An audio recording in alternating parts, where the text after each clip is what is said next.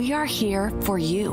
We exist for everyone fighting leukemia, lymphoma, myeloma, and other types of blood cancer. On day 185, LLS helped me file my insurance claims properly.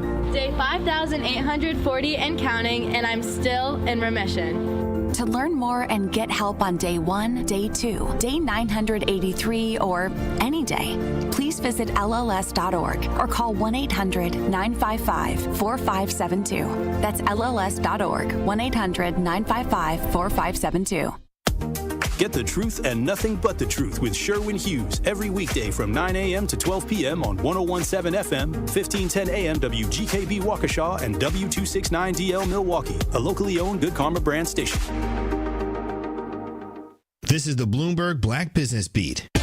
The U.S. government is reworking some of its foreign aid commitments, with billions of dollars caught up in a legal fight. Darren Walker is president of the Ford Foundation. It's a nonprofit that invests in projects to help reduce poverty and injustice. He spoke to Bloomberg about how this particular moment presents both challenges and opportunities. So the opportunity here is, how do we think about an alternative system that ensures that lives are saved, that humanitarian efforts are fulfilled, and that America in the world and American institutions continue to be thought of and admired for the impact we are having on the lives of people around the world. Walker is also president of the National Gallery of Art, the first black person to hold that position and just the second black person to serve as president of the Ford Foundation. I'm Bloomberg's Justin Milliner on the Black Business Beat.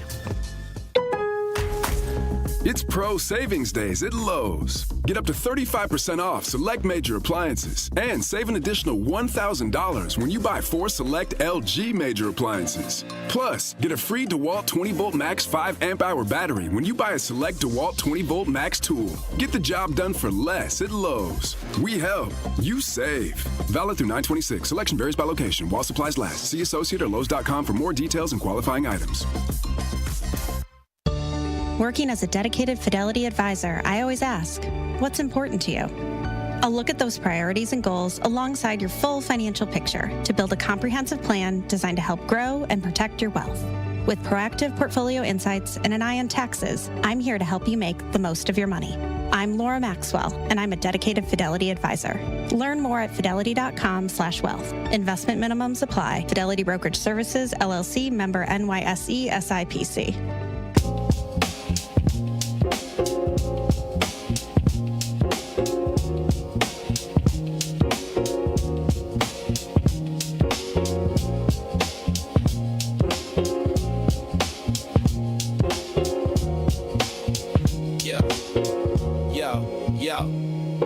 He steps to the mic with a boom, ping, ping. Wisdom sharper than a beast's fierce sting. Words like fireflies that light the night. He turns the dark into blazing bright. Boom, ping, ping, the truth takes wing. Milwaukee's voice, let the city sing. Boom, ping, ping, hear the freedom ring. Sherwin's the king, oh, the airwaves king.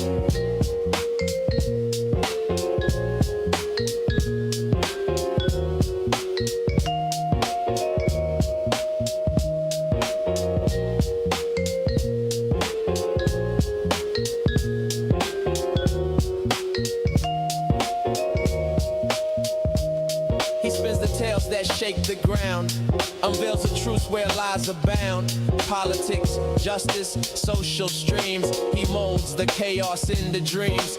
No silence here, just the sound of change. Boom, ping, ping, rearrange. Boom, ping, ping, the truth takes wing. Milwaukee's voice, let the city sing. Boom, ping, ping, hear the freedom ring. Sherwin's the king, or the airwaves king. Through the static, through the noise, he amplifies the people's voice. Boom, ping, ping, like a heartbeat's call. He's got the wisdom to break down walls. Yeah. Da, da, da, da, da, da, da, da, da.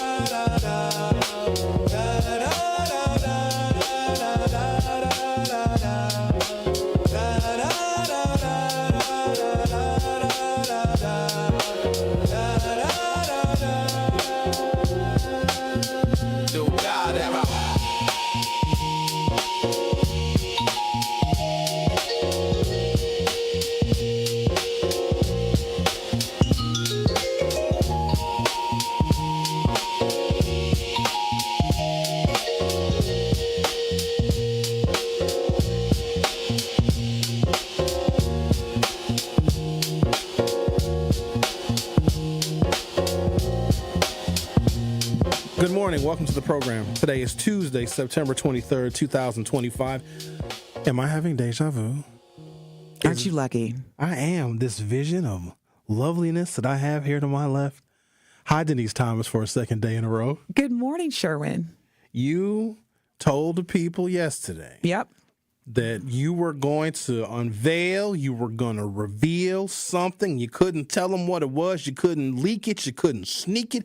You made everybody wait until today. Well, it's today. You try to sneak out of here, too. You ain't going nowhere, gal. Sherwin loves his fans, his listeners, because he was like, where are you going? And I was like, I've got a meeting at 9:30. He said, you better tell these people what you said you was going to tell them yesterday. That's fair. Thank you for being my accountability partner, Sherwin. I will continue to be. Somebody got to hold you accountable. No, I'm just saying, somebody should. You're right. And I told you to sit down. He's like, yes, sir. I mean, not quite, but Denise, what are we doing? We're going to don't try to. Well, hold on, what? Talk about what we're here to talk about. I'm going to tell Truth Nation before the break or before we went live, Sherwin said, since we're going to do this now, I need you to call me daddy or sir. That's exactly what he just said. I gave you choices. All right, Truth Nation. So, because I had to make sure that I could even kind of give a preview or a tease of what's going to happen. Now, the people have spoken and we've listened. So, as you know, occasionally over the past year, I have stayed for maybe 20, 30 minutes on Sherwin's show. Oh, you've stayed longer than that. For maybe up to an hour. And we just talk about relationships. Because relationships are the foundation of family. They're the foundation of, quite frankly, psychological safety, emotional well-being. And relationships are important if they are healthy. That's right. And so Sherwin and I, a lot of times, we'll break down the dynamics of relationships between heterosexual men and women, homosexuals, all that stuff. We do, because love is love. We talked about the gays. Well, I'm going to talk about Pete Buttigieg today. So, yes, sure, we can talk about the gays. Love is love, I guess. So with that, I am going to be, based on y'all's response, okay? Sherwin made it clear this is going to be based on popular demand, the people's choice. But we're going to at least audition and start a regular segment where I will join Sherwin for about 30 minutes, maybe to an hour. We don't know if it's going to be a weekly cadence, bi-weekly, or monthly, but we're going to start. So we're going to give y'all what y'all asked for. They may regret it. You think so? Well, we'll find out. It's always a popular topic because everybody has their own viewpoints and opinions, and us being two African-American professionals that are not married, sometimes it's triggering for people who are married because they think that we don't know anything about relationships, and this is where the conversation gets interesting because I think that we probably know more about how relationships change and morph and shift over time and how expectations shift. If you've been married to one person, you can tell me how to be married to only your spouse. You can't make some grand prognostication about women or men in general and relationships and cohabitation because you've just been with that one person. And so I oftentimes push back on that. And I also think a lot of folks in our community are single, either never married or newly divorced. And we can kind of explore and talk about all the ins and outs and ups and downs of dating and infinite disappointment and expectations. So, and you're an insightful person to talk to, Denise. That's why I think it'll work. Thank you for that. The feeling's mutual. But let me go back to this. People kill me. Just because you and I aren't in a relationship doesn't mean that we don't have perspective, because one thing that we do have is experience. That's right. And we are not marketing ourselves as relationship coaches or experts for that matter, but this is the truth.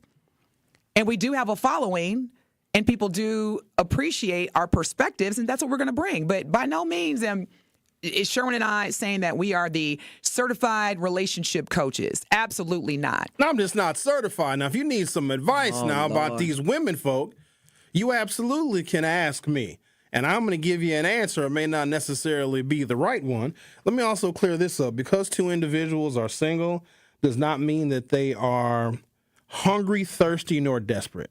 At this point, Denise, wouldn't you say that 85 to 90% of our lives at this age that we're at in this stage in our career is a choice? We choose everything. We choose Absolutely. the meetings. We choose the clients. We choose when we getting out of bed, if we getting out of bed. So this, us being single and having the wisdom that we've garnered, this is a choice too. Being single is a choice. Now here's the thing. Miss Wright comes swinging them hips in front of me. I ain't going to let her pass. But until that happens, I will enjoy my life and the lack Sherwin, of stress. You could be in a relationship, and if Miss Thing walked by with hips swinging left to right, you going to still acknowledge her beauty. I will admire. Damn. Yeah, there's nothing wrong with that. You can look, but you don't have to touch. You don't. Well, before I leave, because I did make the announcement, I will say this.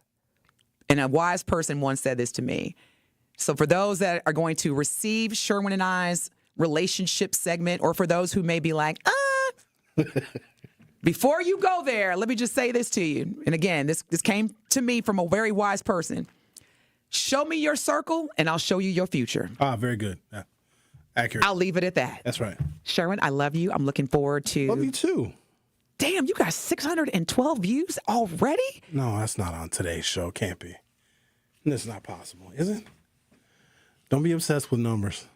They don't lie. It'll take you off your course. I'm very obsessed with numbers. Well, men lie, women lie. Numbers don't. I don't lie. I would never lie to you, Denise. I just would withhold the truth. You tell false things about me when I leave. Not true. I'm gonna stay tuned in. Don't do that. I am. You got to go to a meeting. Go meet. I am. I need you to. Thank you, Sherwin. All right, then. Show me your circle, and I'll show you your future. Because remember, Sherwin, you and I both have some very powerful circles. So I would be more than anxious and happy to hear what your perspective is on relationships. Okay. Well, I'm probably going to start it after you leave the studio. See? And don't listen either, Denise, because you don't need to be listening. You have things that you need to take care of. But I'm glad that we'll be able to do this segment. Are you excited? I am excited. You got to pump it up, Sherwin. You got a huge following. You got to be like, tune in. I'm nervous, though, too, Denise. You should be. Because it could go a bunch of different ways. Because what I feel that a lot of the women are going to take your side, even if you're wrong. Not necessarily. I think so.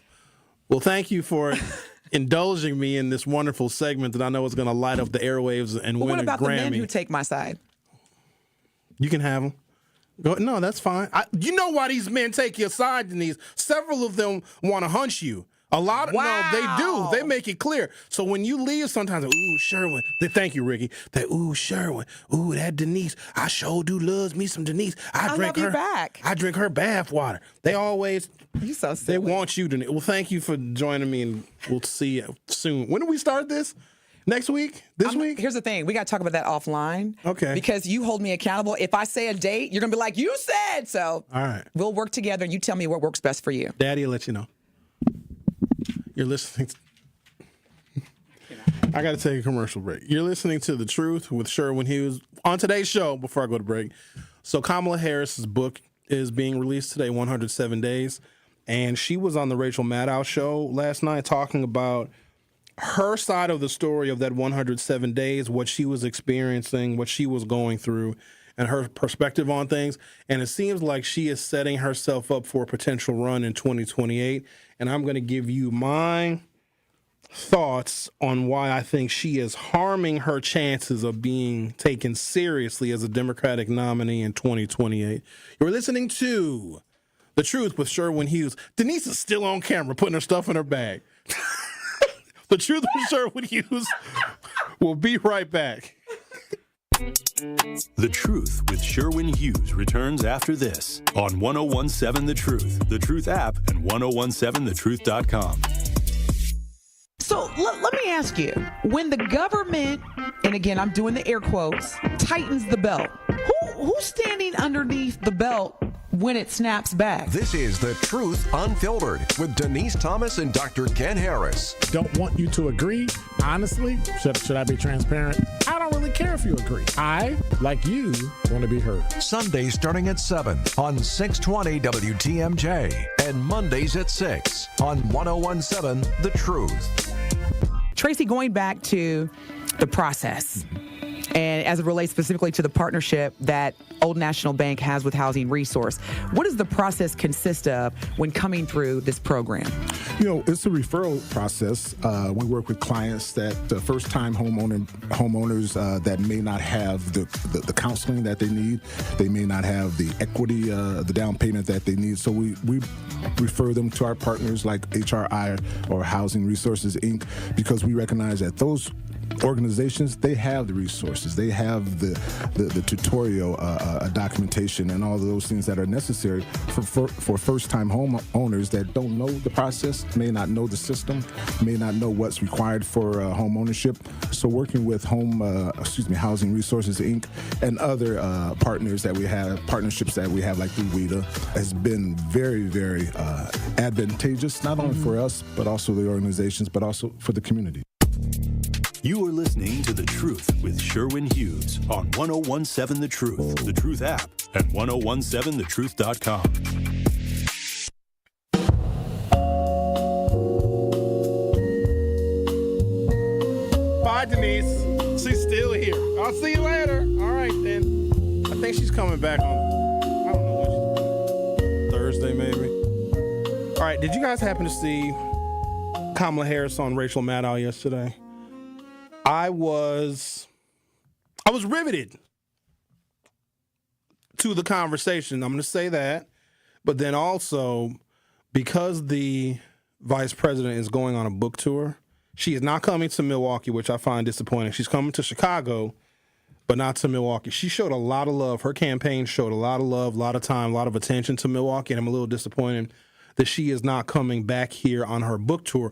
Remember, the convention, the Democratic National Convention, was held in Chicago, but she came to Milwaukee to the Fiserv Forum with her VP running mate, Tim Walz, to announce her acceptance of her party's nomination. She accepted the nomination here, even though her convention was in Chicago, which I thought was a very, very special moment. So if you were at the convention in Chicago, you didn't even get the vice president in person. You had to see her accept her party's nomination on the big screen, you see.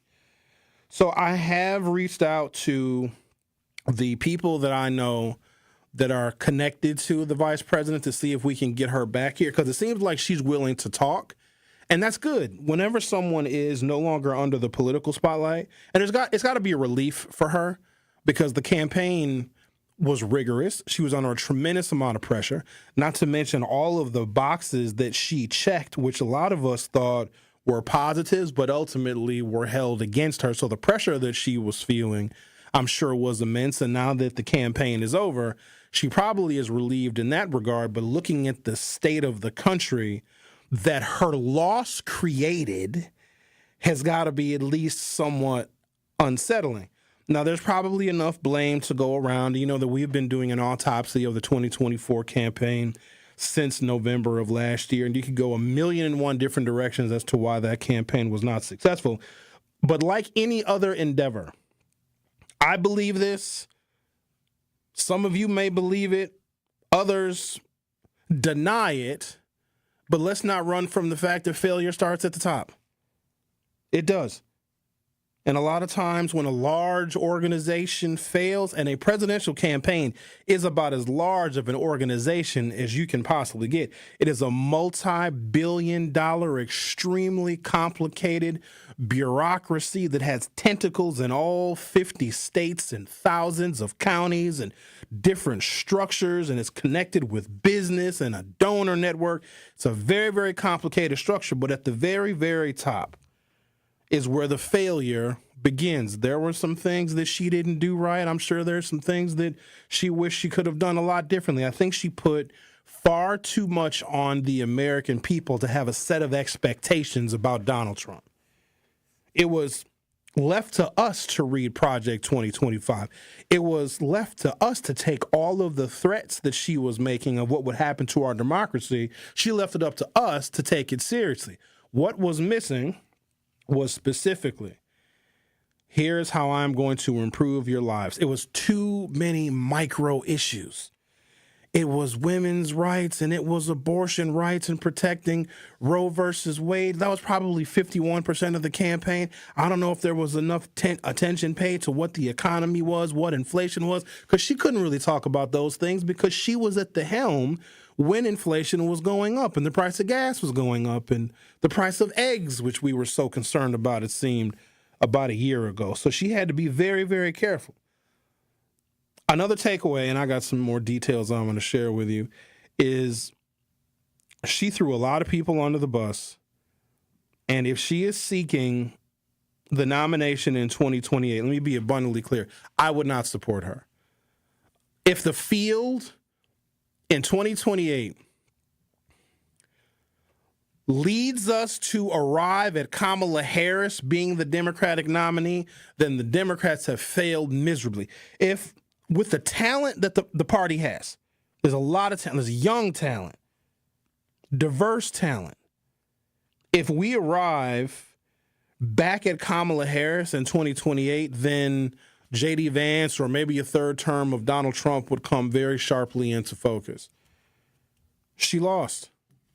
Now, there's a bunch of reasons why she lost in 2024, but with the way she is talking about her Democratic colleagues, including Nancy Pelosi, Gavin Newsom, J.B. Pritzker, because she puts in her book, and she revealed this on the Rachel Maddow show last night, what each of these high-level Democrats said when she called them to say, hey, I'm in the race, Joe Biden is dropping out. Those are privileged conversations. She even released what Barack Obama said. It doesn't seem to me that Kamala Harris is big on loyalty. She is still somewhat bitter, even though she might be relieved that the campaign is over. There's a bitterness that is tangible. If you would have listened to that interview, she still blamed an awful lot of people. And she likely will carry that with her. And I don't know how it's not going to impact her 2028 campaign. She was asked directly if she's going to run again in 2028. She didn't shut it down. She said, I'm not thinking about that right now. Yeah, because you're writing a book. You're going on a book tour. You're going to make a bunch of money from the book tour. It's like a 10 or 15 city tour. And she's going to get an assessment of how the American people are feeling about her on a couple of regards, because she lost the election, and also how they're feeling about her after she writes that book where she throws other very prominent Democrats under the bus. All of those Democrats that I believe she threw under the bus by revealing their personal private conversations, she's going to need all of those people in 2028. Also, I don't know who's going to give Kamala Harris 30, 40, 50, 60, $70 million that she'll need to be able to mount a reasonable campaign. I just don't see it. Now, I have reached out to her people to see if we can get an interview with her. Hell, we interviewed her more times than I can count. She can at least do one more, especially since her book tour is not coming to the city of Milwaukee. So I feel kind of slighted by that. But she is familiar with 101.7 The Truth, so hopefully we'll be able to get her to join me for a conversation in the near future. From NBC News, former Vice President Kamala Harris's memoir of her failed 2024 campaign for the Oval Office skewers some of the nation's most prominent Democrats, including former President Joe Biden, offers her perspective on crucial moments in the election, and outlines her own regrets about her decisions and performance. Published by Simon & Schuster, on Tuesday, 107 Days zooms in on the narrow window during which Biden abruptly handed her the reins of a Democratic nomination, and she lost to Donald Trump. She also alludes to she was concerned about Joe Biden's health, but she didn't feel like she could say anything about it because the Biden circle and the people that he was surrounded by were so incredibly protective of him. They kept her out. And I don't know. And of course, you never know all the details. And Kamala's over here telling her side of the story. Like, I feel like I'm doing a gossip column right now. The reason why you select someone to be your vice president is so that you can be that one person, you can be that shoulder the president can lean on, in which you are infinitely honest with the president's circle be damned. She made it clear that she saw signs of Joe Biden's fading health pretty much when all of us did, but did not have the courage to say, Joe, you need to step aside, because she believed she had a level of insecurity is what it was.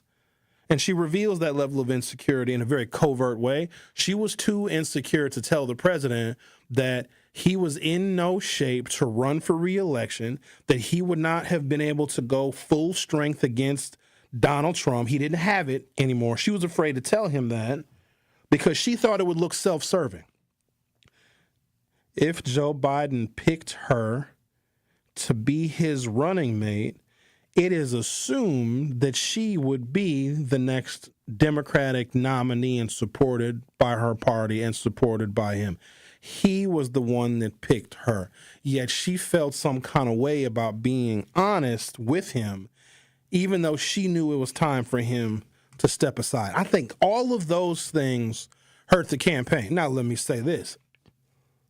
Had we entered the year 2024, say January 2024, go back to the very beginning, because Biden didn't drop out until July of 2024.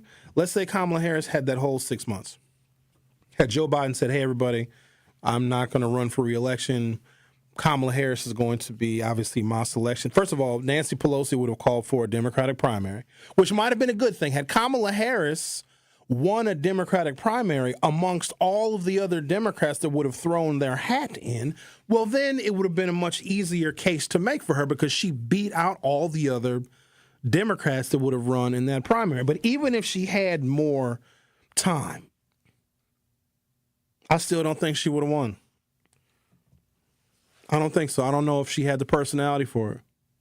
The book is notable among election memoirs in its often candid assessments of figures who are still active in politics and the possibility that Harris will use it to launch a third bid for the presidency in 2028. Harris also ran in the 2020 Democratic primaries, but abandoned her bid before the first votes were cast. She opted this year to forego a run for governor of California, and allies say that decision was made in no small part to keep the door open for a presidential campaign. I can't support her again. I just can't. There's no way.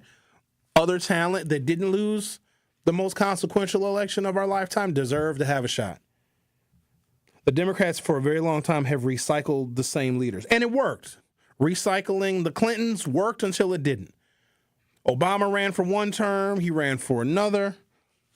We didn't recycle the Obamas because I know everybody wanted Michelle to run for the office. I'm kind of glad that we saved the Obama brand because the Obama brand would have lost its strength and its political acumen had Michelle run and lost. We don't think about it like that. Michelle Obama does not have any political losses on her record. She still remains a very high approval rating first lady. Had Michelle Obama gotten in the weeds and gotten in the dirt and gotten in the mudslinging of a Democratic campaign, we would look at her very differently. We would see a side of Michelle Obama that we're not used to, but Barack Obama probably is. And so I'm glad that we didn't recycle the Clintons.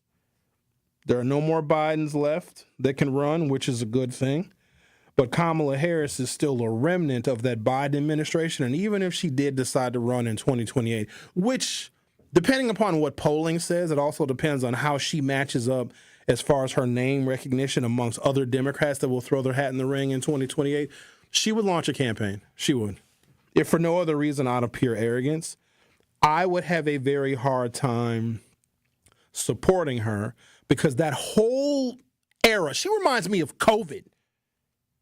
And it's no fault of her own, but she was the vice president when Joe Biden was elected and inaugurated January 20th, 2021, because we had to get all the COVID stuff and get the checks out and get the COVID vaccinations. I want that era to be even further behind us than it actually is. And I also don't believe that Kamala Harris can bring any new ideas to the conversation.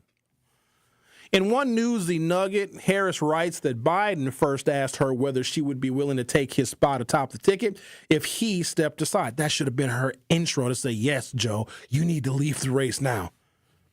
The two were sitting in the Situation Room at the White House after a briefing on the failed July 13th assassination attempt on Trump, and Biden raised a topic he hadn't discussed with her before. Quote, if for any reason I had to drop out, I would support you, but only if that's what you want.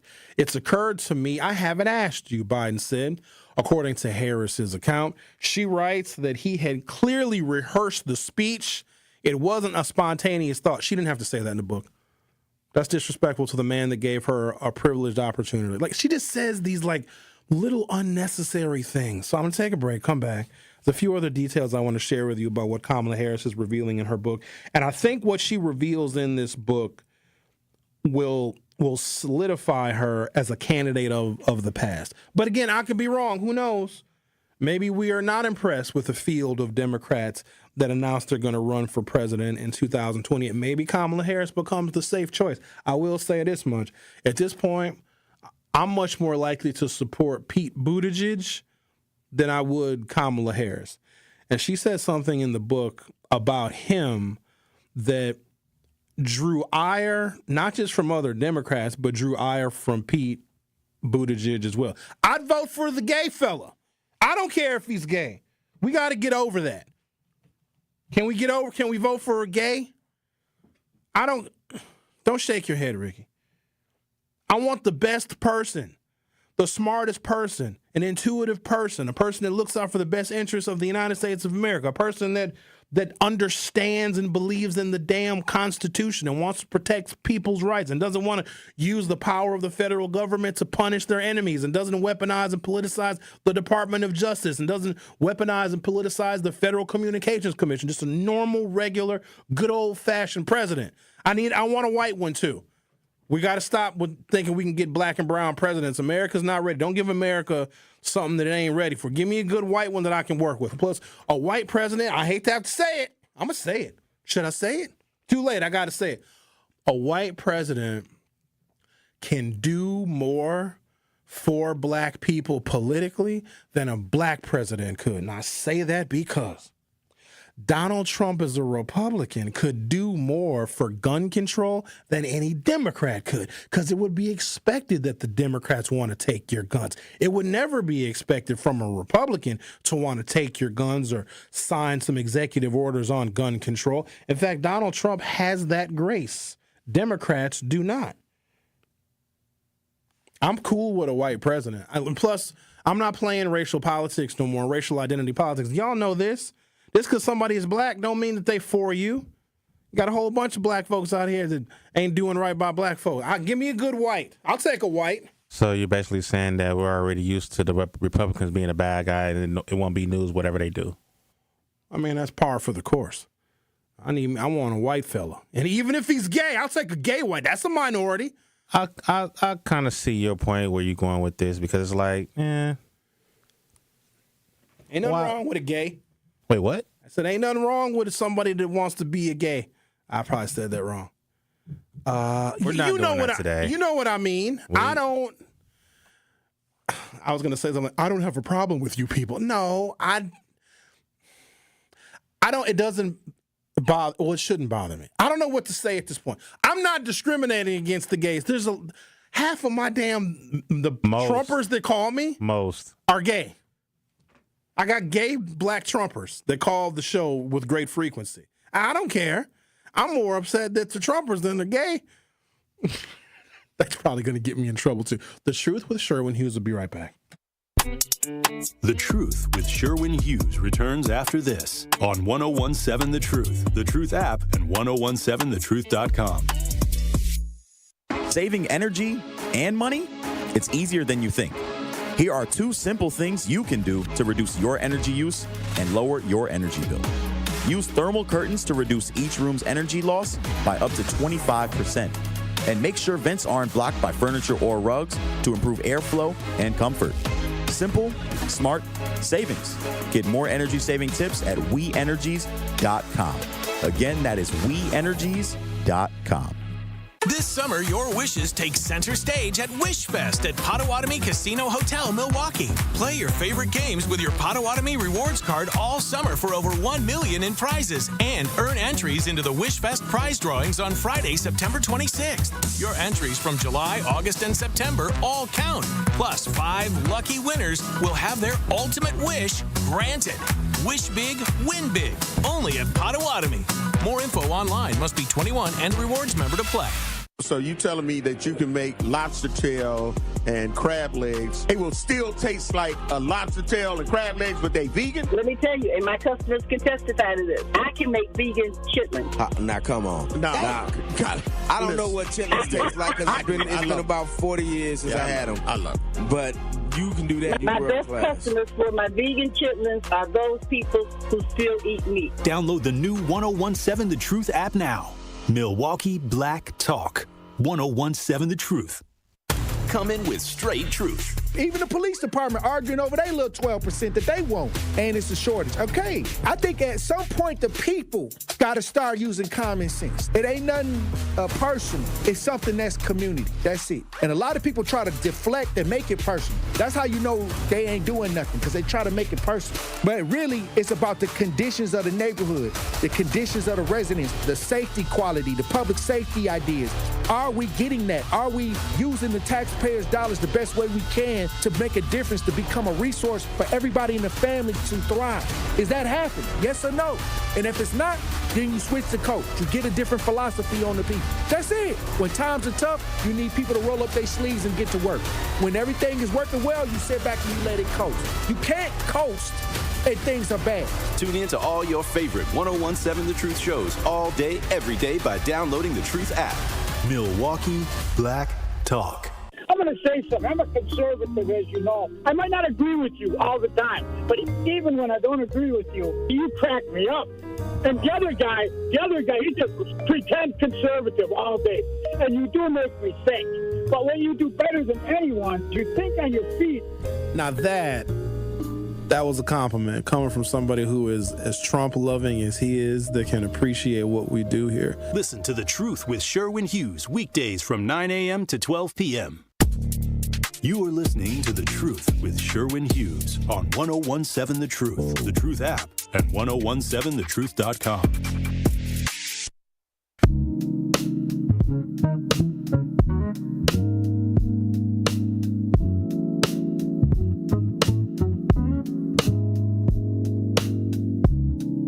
Jovan says, "Hey Sherwin, my name is Jovan, and I know a good candidate for president in 2028. Senator Cory Booker. He's a stand-up man. Talk about gay. He's gay too. He just announced his engagement. Is this mean for me to say that about him? Well, it's everybody knows. Everybody knew in the Beltway in Washington, D.C., when he was mayor of Newark, when he got elected to the Senate. Just black men have there's a stigma because there's so much homophobia in our community. Did you guys see Cory Booker's engagement photos? He looks, his smile is inauthentic. It's like he's marrying his best female friend that he'll never have sex with. And I think he's doing it for political expediency. You guys remember when he was hooked up with, dating, engaged to Rosario Dawson? That was just a beard for him too. But again, I don't care that Cory Booker is gay. I think being black and gay is too much. You can be gay, but you got to be white. Or if you're black, you got to be straight and married. But with Kamala, she was black, Southeast Asian, a woman, but married to a Jewish fella. That's too much. That, especially when Donald Trump's campaign was against DEI, you don't get more DEI than woman, black, Jamaican, Indian, Jewish white husband. That's so many boxes.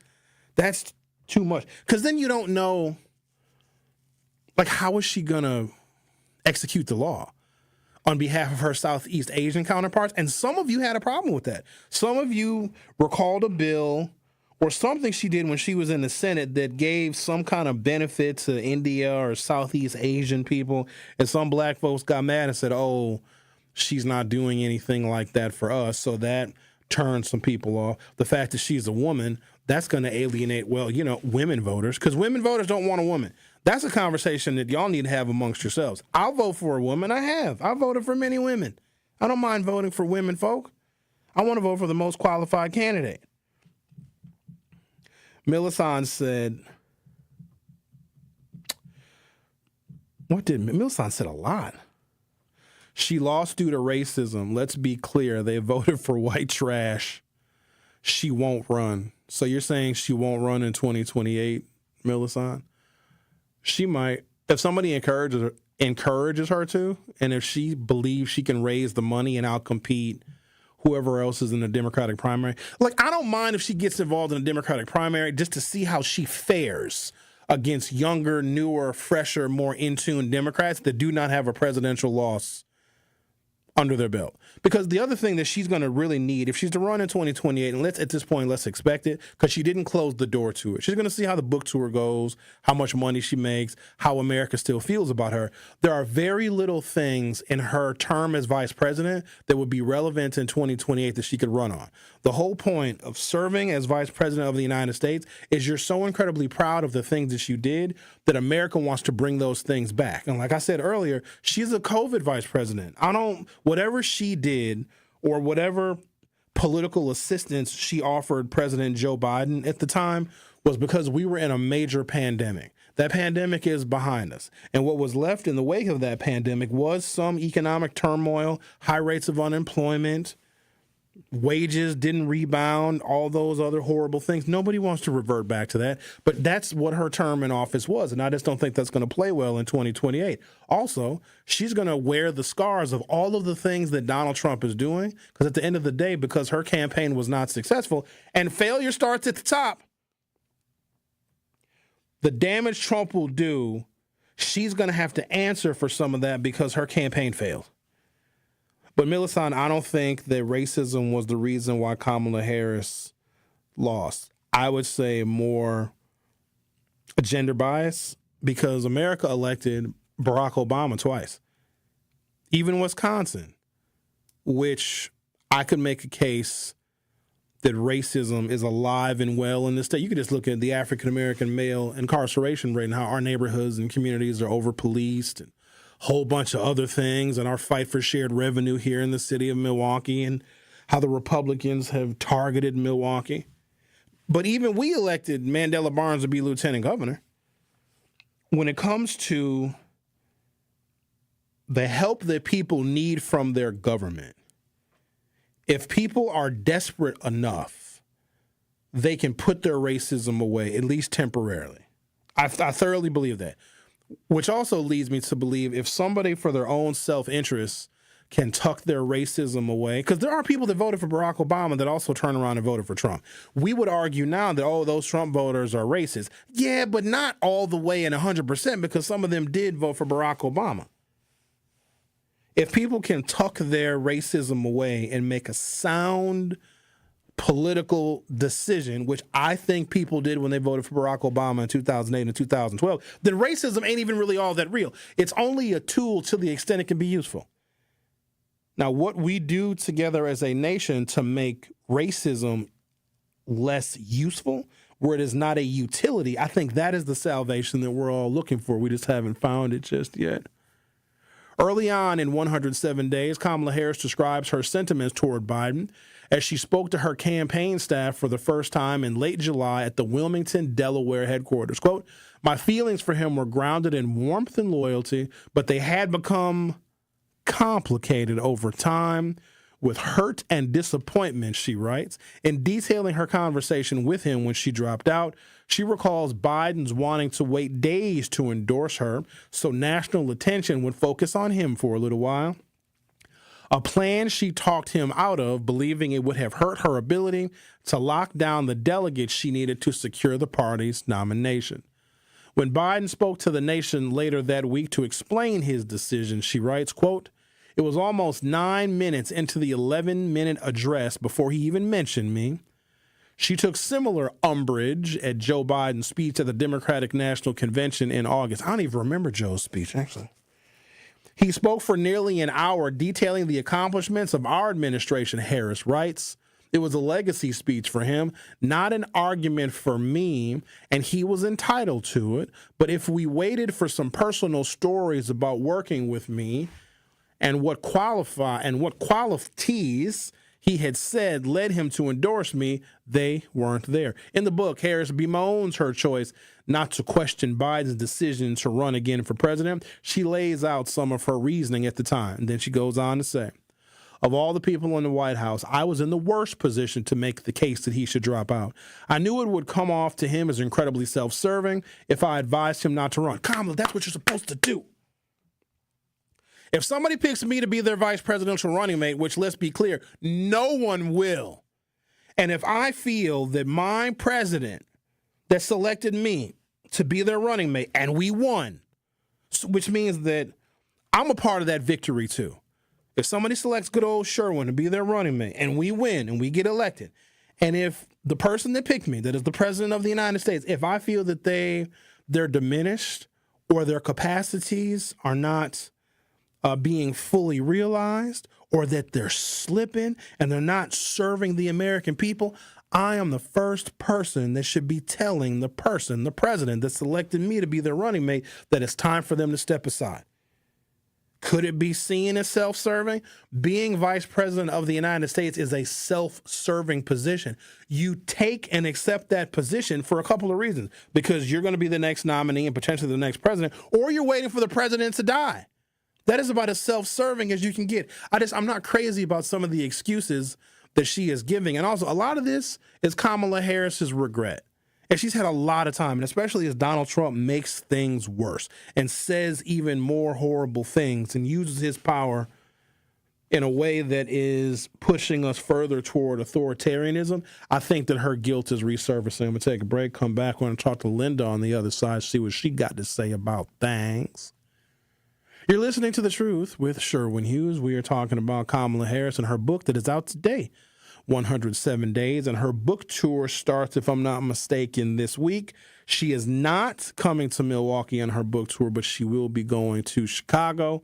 I will not be purchasing the book, nor will I be going to see her in Chicago. However, I have made a request to interview her because I have a few questions of my own.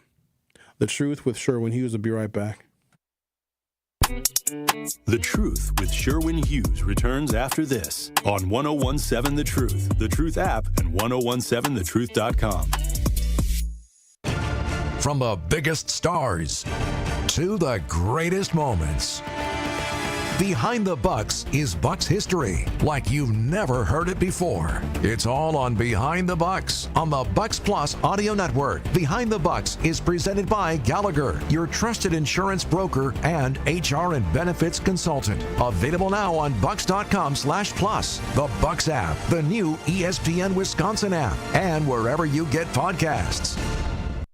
This is Sherwin Hughes from 1017 The Truth for Axe Housing. Are you tired of paying a landlord rent when you should be paying yourself? Do you want to leave a financial legacy, or would you like to have a stable place to call home? Well, it's time for you to start on the path to owning your own home instead of renting. You can work with an Axe Housing coach, and they will teach you how home ownership can be a reality. Axe Housing has helped over 4,000 families in our neighborhoods. Many times your mortgage will be a lot less than what you're paying for rent. As an average Axe family who has been helped pays around $900 per month. No matter what barriers you think you're facing, Axe Housing coaches can assist you right now. An Axe Housing coach will help you create and stick to a plan and a budget and get you ready for home ownership. If you're not dreaming of home ownership by now, you certainly should be. Let's make it a reality with Axe Housing. Get started on a virtual orientation by clicking on axehousing.org. That is ACTS housing.org. Don't let where you are financially right now get in the way of your very bright future of becoming a homeowner. Axe coaches are here to help.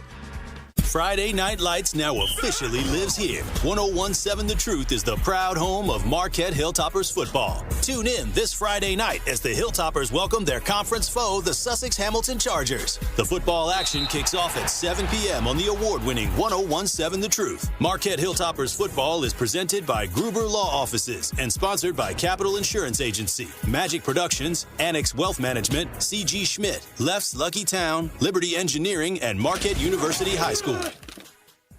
Experience, knowledge, results. That's what really matters when you need help after a serious truck accident. You'll need a lawyer experienced in fighting and winning for people just like you. Gruber Law Offices has the resources, strong track record of success, and a team of experienced lawyers to take care of your needs. We've successfully helped people injured in big truck accidents for more than 35 years. Gruber Law Offices. One call, that's all. Fall in Milwaukee, where the air is crisp, the drinks are cold, and the good times are just heating up. Stroll Milwaukee's lakefront and explore its parks as they burst into a kaleidoscope of golds, ambers, and reds. Raise a glass at a beer garden that feels like a neighborhood block party, Milwaukee style. And just as the temps fall, Brewers baseball is turning up the heat. October dreams are made right here. This season, every color, every cheer, every sip, it all comes together in Milwaukee. Craft your perfect getaway at visitmilwaukee.org. You are listening to The Truth with Sherwin Hughes on 1017 The Truth, The Truth app, and 1017thetruth.com.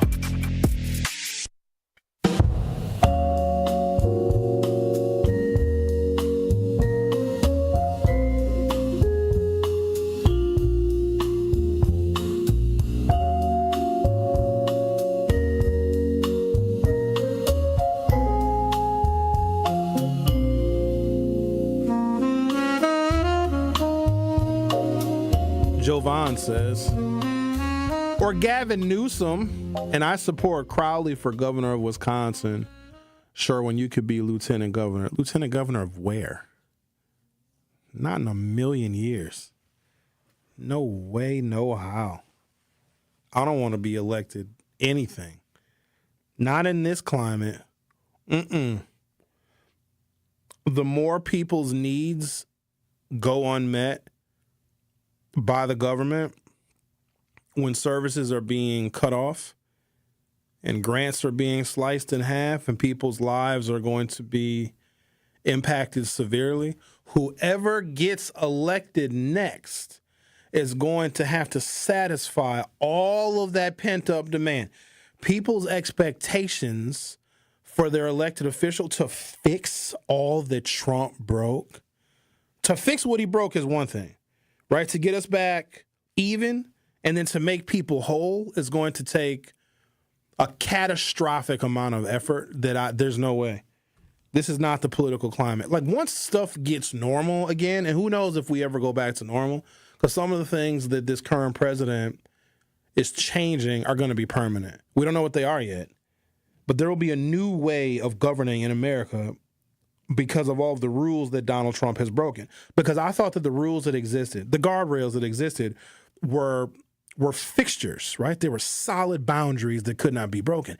Now that they have been broken and there are no guardrails, any other elected official or president will start to break those rules and norms too. Or they'll find other rules and norms. Because when you do break the rules, like, nobody stops you. The courts will step in and be like, yeah, you can't do that. Well, no, you can't do that. It's almost like suggestions. When Trump breaks a rule or defies the Constitution, courts give him like a nudge. Be like, hey, Mr. Trump, you can't really do that. There's no real penalty or punishment. So I don't know what this new era of American government is going to look like. But no, I wouldn't want to run for anything because it's not for me. Hello, Linda.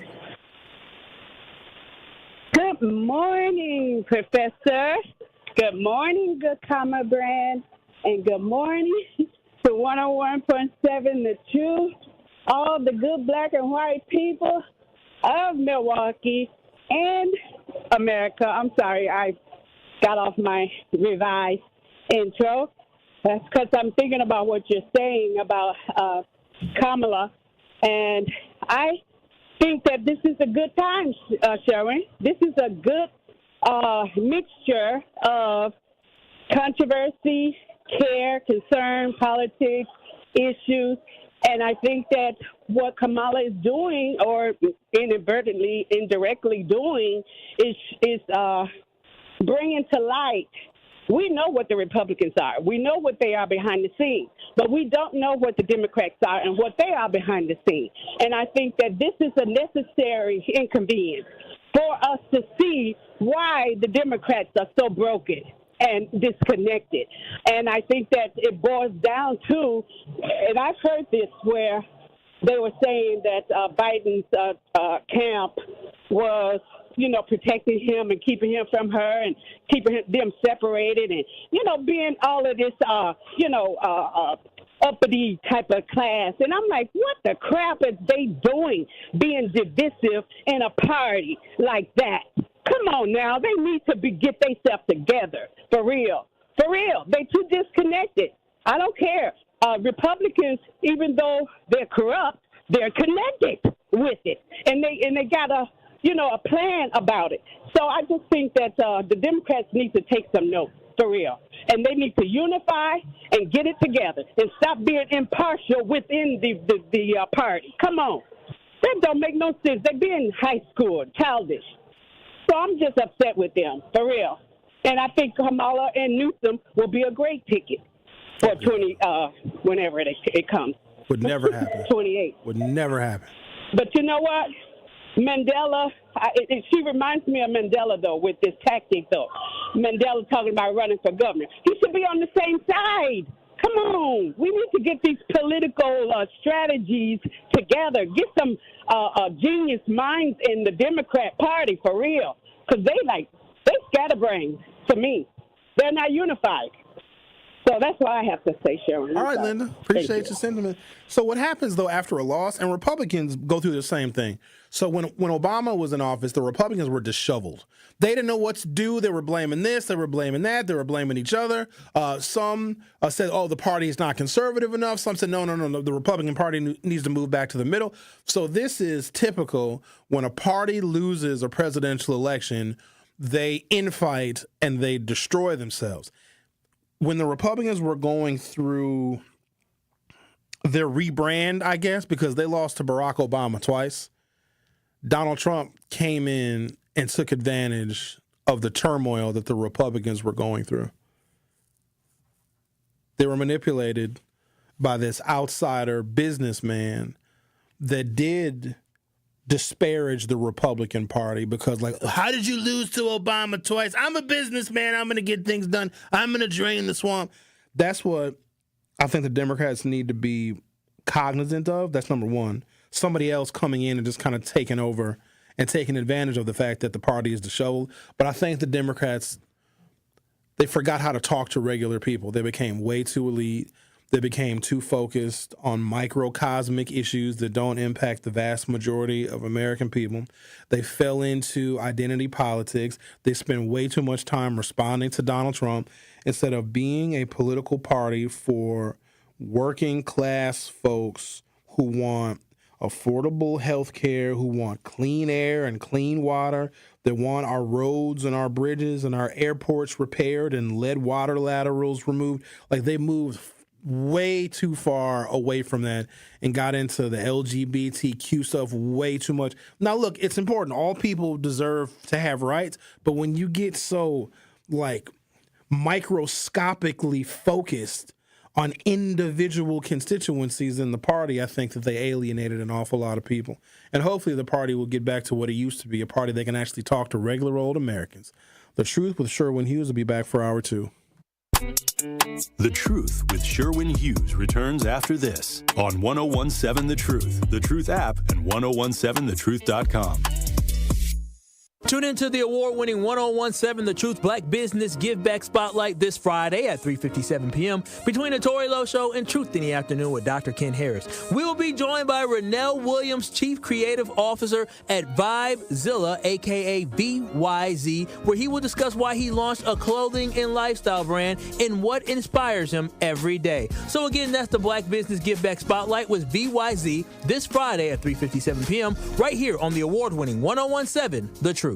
It's recognizing that there are people in the world that only have one word on their mind and heart when they become emotional and something happens to someone they like. They become irrational, they become fixated, and they do to others what they believe was done to them. The one thing everybody in America right now today, with the death of Charlie Kirk, the one thing they need to fear is retaliation. Listen to The Truth in the Afternoon with Dr. Ken Harris every weekday from 4 p.m. to 6 p.m. on 1017 The Truth and The Truth app. The biggest snowflakes out here are always been the white Republicans, who are so gung-ho on protecting the feelings of white kids while they ignore the needs of other kids.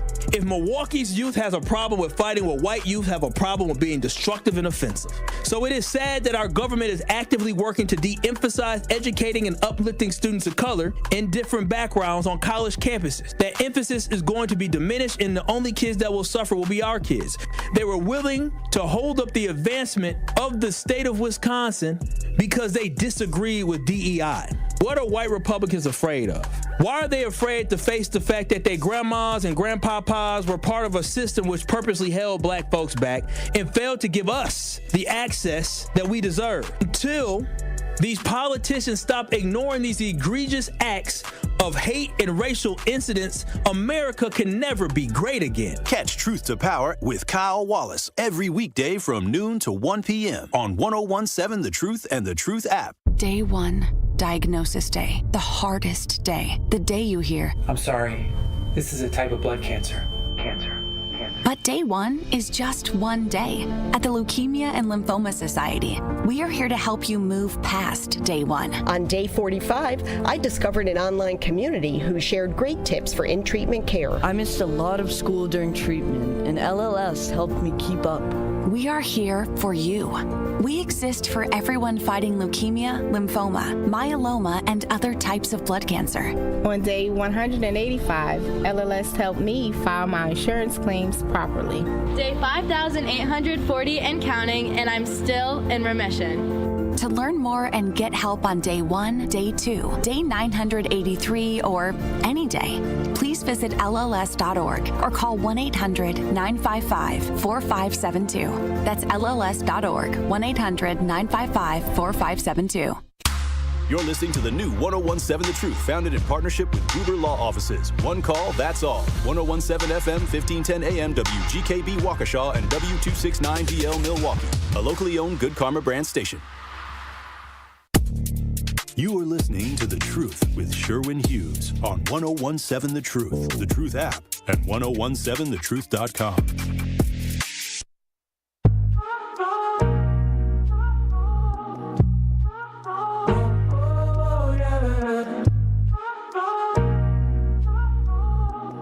Welcome to Hour 2 of The Truth with Sherwin Hughes.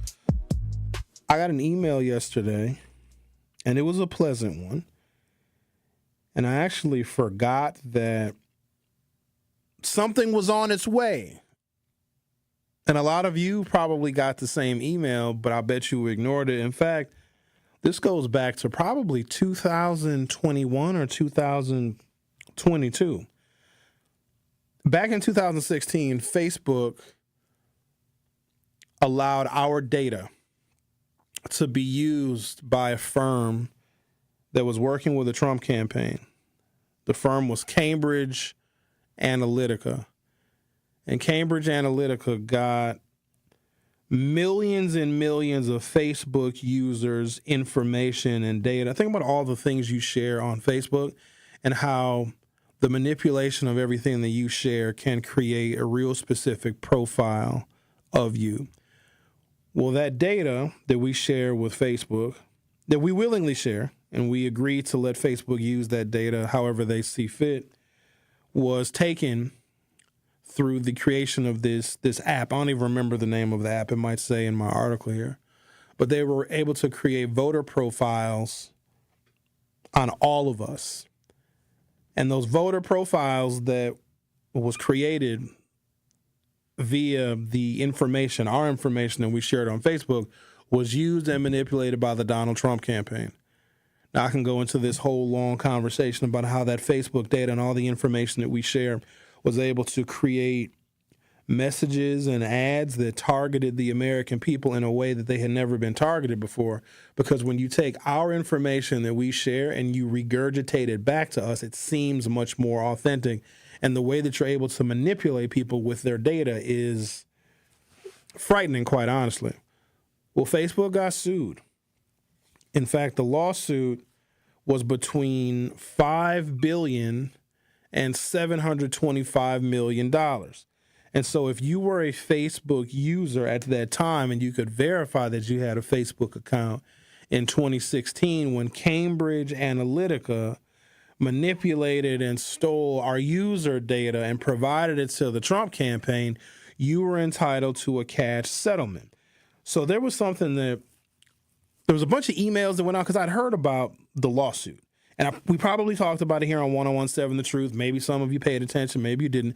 But I also remember receiving something in the mail. So they made sure that all of the people that were in the class are people that are impacted or affected by that data breach of Cambridge Analytica. Quite honestly, I think that Mark Zuckerberg and Facebook coordinated with the Trump campaign, and they probably sold our data, because I can't imagine how valuable that data would be. And also, fining Facebook between $5 billion and $725 million is nothing. So I get an email yesterday saying, Sherwin, your settlement money is on the way. It's going to be deposited into your Venmo account. And at first, I dismissed it as some spam. I thought it was something fake. And then I remembered the Facebook settlement. We all are entitled to our share of either $5 billion or $725 million. Unfortunately, a lot of people dismissed it. They didn't pay attention to it. They didn't follow up, because you did have to provide some real basic information. In fact, you could have filled the information out right there on your Facebook page. Now, some of you did, some of you did not. I'm glad that some of y'all didn't fill out the information and you were not included in the class. Let me tell you why.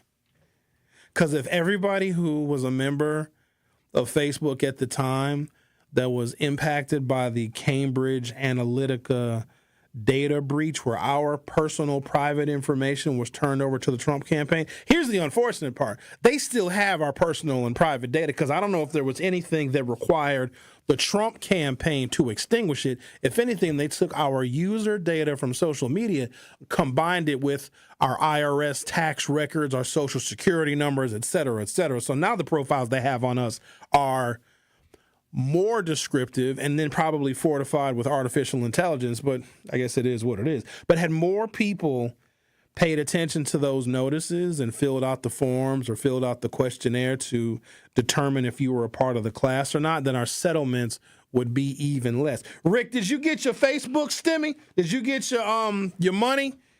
I know Zach didn't get his, because I posted a screenshot of how much money was deposited into my Venmo from the Facebook settlement. I put it on my Facebook, and people were like, oh, Sherwin, how do I apply for my Facebook stimmy? Even though it's not a stimmy, it's settlement money. It's too late. For those of you that aren't curious as to where your piece of the pie is, I feel like I won the lottery. I'm surprised I came to work today, to be honest with you, because when I got that email saying, oh, no, Sherwin, check your Venmo, and I checked my Venmo, and sugar honey iced tea, my money was in there. Trying to figure out how I'm going to spend it all. Have any of you received your Facebook settlement money? If so, how much did you get? Because the dollar amounts vary. That's what I'm still trying to investigate, why some people are getting a lower amount and other people are getting a higher amount. From CNN, Facebook users who filed a claim in parent company Meta's $725 million settlement related to the Cambridge Analytica scandal may soon get a payment. It's been over 2 years since Facebook users were able to file claims in Meta's December 2022 settlement. The class action lawsuit began after the social media giant said in 2018 that as many as 87 million Facebook users' private data and information was obtained by data analytics firm Cambridge Analytica, which had worked with President Donald Trump's 2016 campaign. Ladies and gentlemen, that in and of itself rises to the level of criminality that should frighten all of us, because the information that Facebook is supposed to protect. Now, we give our information to Facebook because we like the social networking aspect of it. We like being able to share things with friends and loved ones and using Messenger and all of that. But that data and that information that we share is supposed to be under a lock and key where Facebook safeguards it. The fact that, and we know that they sell our data because we get targeted with ads. We understand there's that part of it. But to sell or otherwise convey or be so careless with our personal information that it was turned over to the 2016 Republican nominee's presidential campaign and they used it to target us is as about as sinister as you can possibly get. And when the current president talked about draining the swamp, this is swamp-like stuff. Like, this is cheating.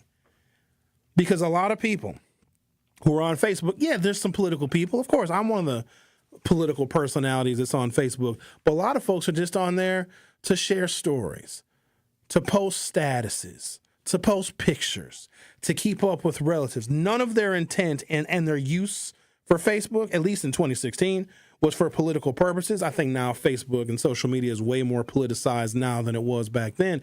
But imagine being that person that is just using Facebook for the convenience of being able to check up on your friends and your family, and people use it occasionally. To have your data be conveyed to a presidential campaign to be manipulated is just a huge breach of trust. If a corporation like Target, as an example, says that they're getting rid of DEI, will boycott Target. People didn't like what happened to Jimmy Kimmel, even though he's kind of coming back tonight. There's a bit of an about-face that was done via the parent company, which is the Walt Disney Corporation. Jimmy Kimmel is coming back, but a lot of people were canceling their Disney subscriptions, weren't they? They were canceling their Hulu subscriptions.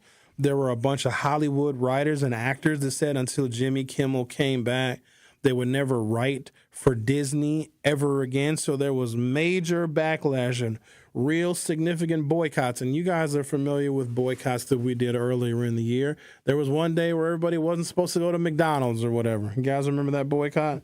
Because people wanted to take a stand on what was going on. No one has ever boycotted Facebook.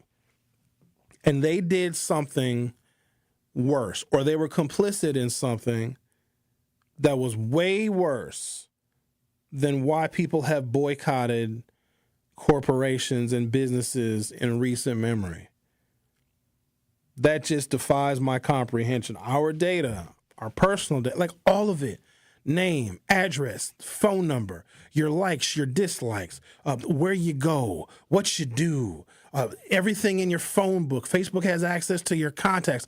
All of that stuff was violated and then conveyed or given to or sold to the 2016 presidential campaign, and there was nary a whimper. I mean, yeah, people got upset about it, but when social media has that kind of a hold on people, where we continue to use that social media platform, and maybe I'm the biggest hypocrite because I just posted stuff on Facebook this morning. And I got a settlement at least, so at least we can be bought. So if you're going to sell my data to the Trump campaign, or if you're so careless and lax with my personal information, at least cash me out. But even in accepting the payout that I got, and a lot of you have received your payouts as well, your settlements. If you have not, and you filled out all the forms and you sent everything in that you were supposed to send in to illustrate that you were a Facebook user in the year 2016, they say that the payments are rolling out between, some of them came last month, but it's going to be over 10 weeks that Americans are going to be receiving their payments. And I think there's people internationally as well that are entitled to a settlement because Facebook was careless with their data as well. So you're going to be getting your settlement over the next 10 weeks. But I feel some kind of way about that money. They gave my data to the Trump campaign, and then they cashed me out. I got a settlement now. I mean, I'm not rich, but I mean, I could do some things with the money, but I feel taken advantage of. It's like, yeah, Sherwin, we sold your personal data. Here, we'll throw you a little dust in your Venmo account. Now shut up and give us more of your data. I'd like to know from you all, have you guys received your Facebook settlement? Were you even aware of it? Did you know that you were entitled to a cash payment, a part of a settlement? You were a part of a class, whether you knew it or not. If you had a Facebook account in 2016, I'm going to take a break, come back, and continue the conversation about how our privacy was stolen, but at least we're getting compensated for it. You're listening to The Truth with Sherwin Hughes on 101.7 FM. I'll be back shortly. The Truth with Sherwin Hughes returns after this on 101.7 The Truth app, and 1017thetruth.com. Need a way to hype up your day? Hey, is this Carolyn? It is. Congratulations, Carolyn. You just won this. Congratulations. Woo! God is good all the time. What would you do with $5,000? I'm going to buy my nieces some school clothes because my nephew just passed away. Aww. So I'm going to get them some clothes. Stay tuned into 1017 The Truth for your chance to be entered into the Gruber Law Office's 5K giveaway. For contest rules, visit 1017thetruth.com. Talk to these people in terms of how do I register for this program despite my reservations and my previous experiences of rejection? Yes, I tell anybody and everybody that you can buy a house. It may take somebody longer than the other person depending on what your circumstances is with your credit and income and affordability, but you can purchase a house. The first step would be is to register for our program. You can come to our office, 7830 West Burleigh Street, or you can give us a call at 414-461-6330, or just go onto our website, hri-wi.org. Register for the first-time home buyer education workshop. That's going to be your first step to home ownership.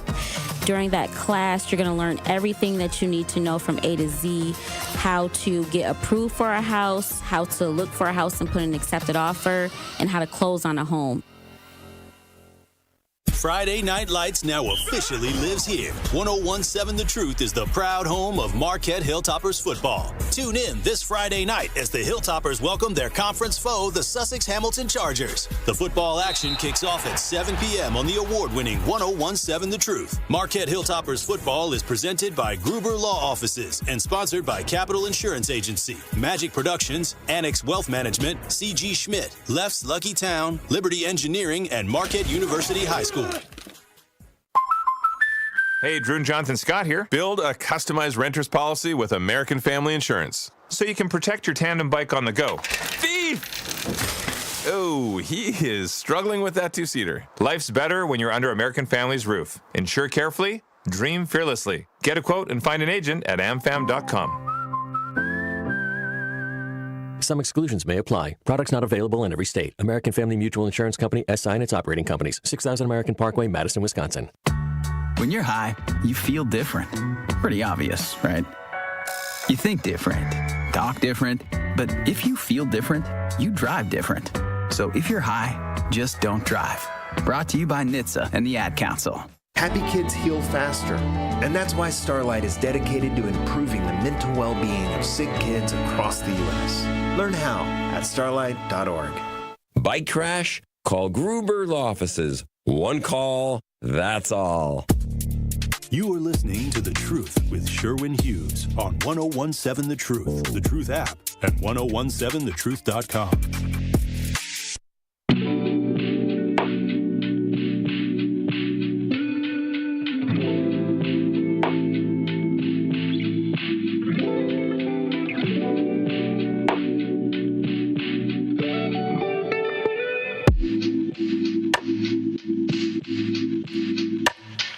Cambridge Analytica, a political consulting firm, harvested personal data from tens of millions of Facebook users without their knowledge or without their consent.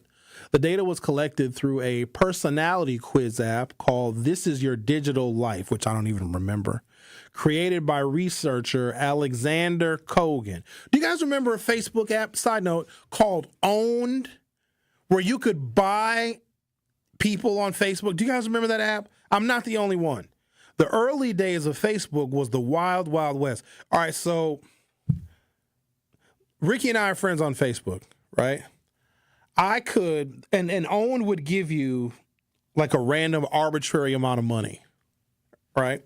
And with this arbitrary amount of money that I had in this app Owned that was on Facebook, I could buy all of Ricky's pictures. I could purchase them, okay? I could keep them. I could sell Ricky his pictures back to him for a higher price, or I could sell them to somebody else for a profit.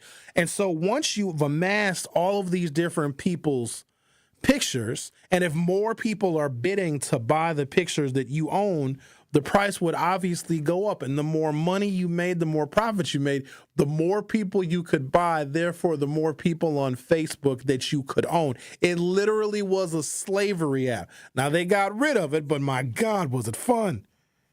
Sometimes you hear me joke about buying my coworkers. Well, because on Facebook at one point in time, you actually could.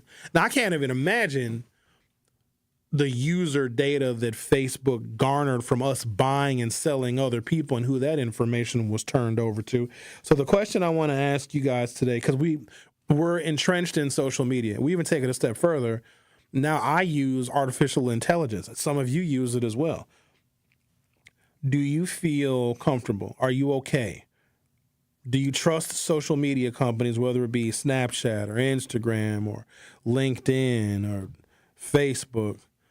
Do you trust those companies to safeguard your personal data? Or do you think that they will use it for their own profit and their own purposes? Are you worried or concerned that the information you share on social media, and we got to be clear, it's really convenient. You used to look people up in the phone book. Now you look somebody up on the internet. You look them up to see if they got a Facebook page, because the information that people will divulge, even if you're not friends with this person, you're not connected to them on social media, sometimes via just their account, so much information is available. Their pictures, people put pictures of their kids. In a world where we don't trust anybody, somebody will put pictures of their children, their minor children, on Facebook and even give specific details and identifying information like, oh, dropping my kids off at 7 a.m. at Elmbrook School in Glendale. I'll be in the red vehicle dropping off my kids. But then at the same time, we're weary of strangers, but we share so much with the world. It's convenient. And with that convenience comes a price. I've noticed this phenomenon. I stopped paying attention to it because it is what it is. You ever have a conversation with someone about God knows what, about anything? Maybe a product, maybe a service, whatever. And then within an hour, you start to see advertisements for that product or that service that you were discussing with your friend. And we would swear up and down that Facebook and social media is listening to us because it was like clockwork. I could be discussing the new Chevrolet vehicles, and now I'm seeing all these ads for Chevy.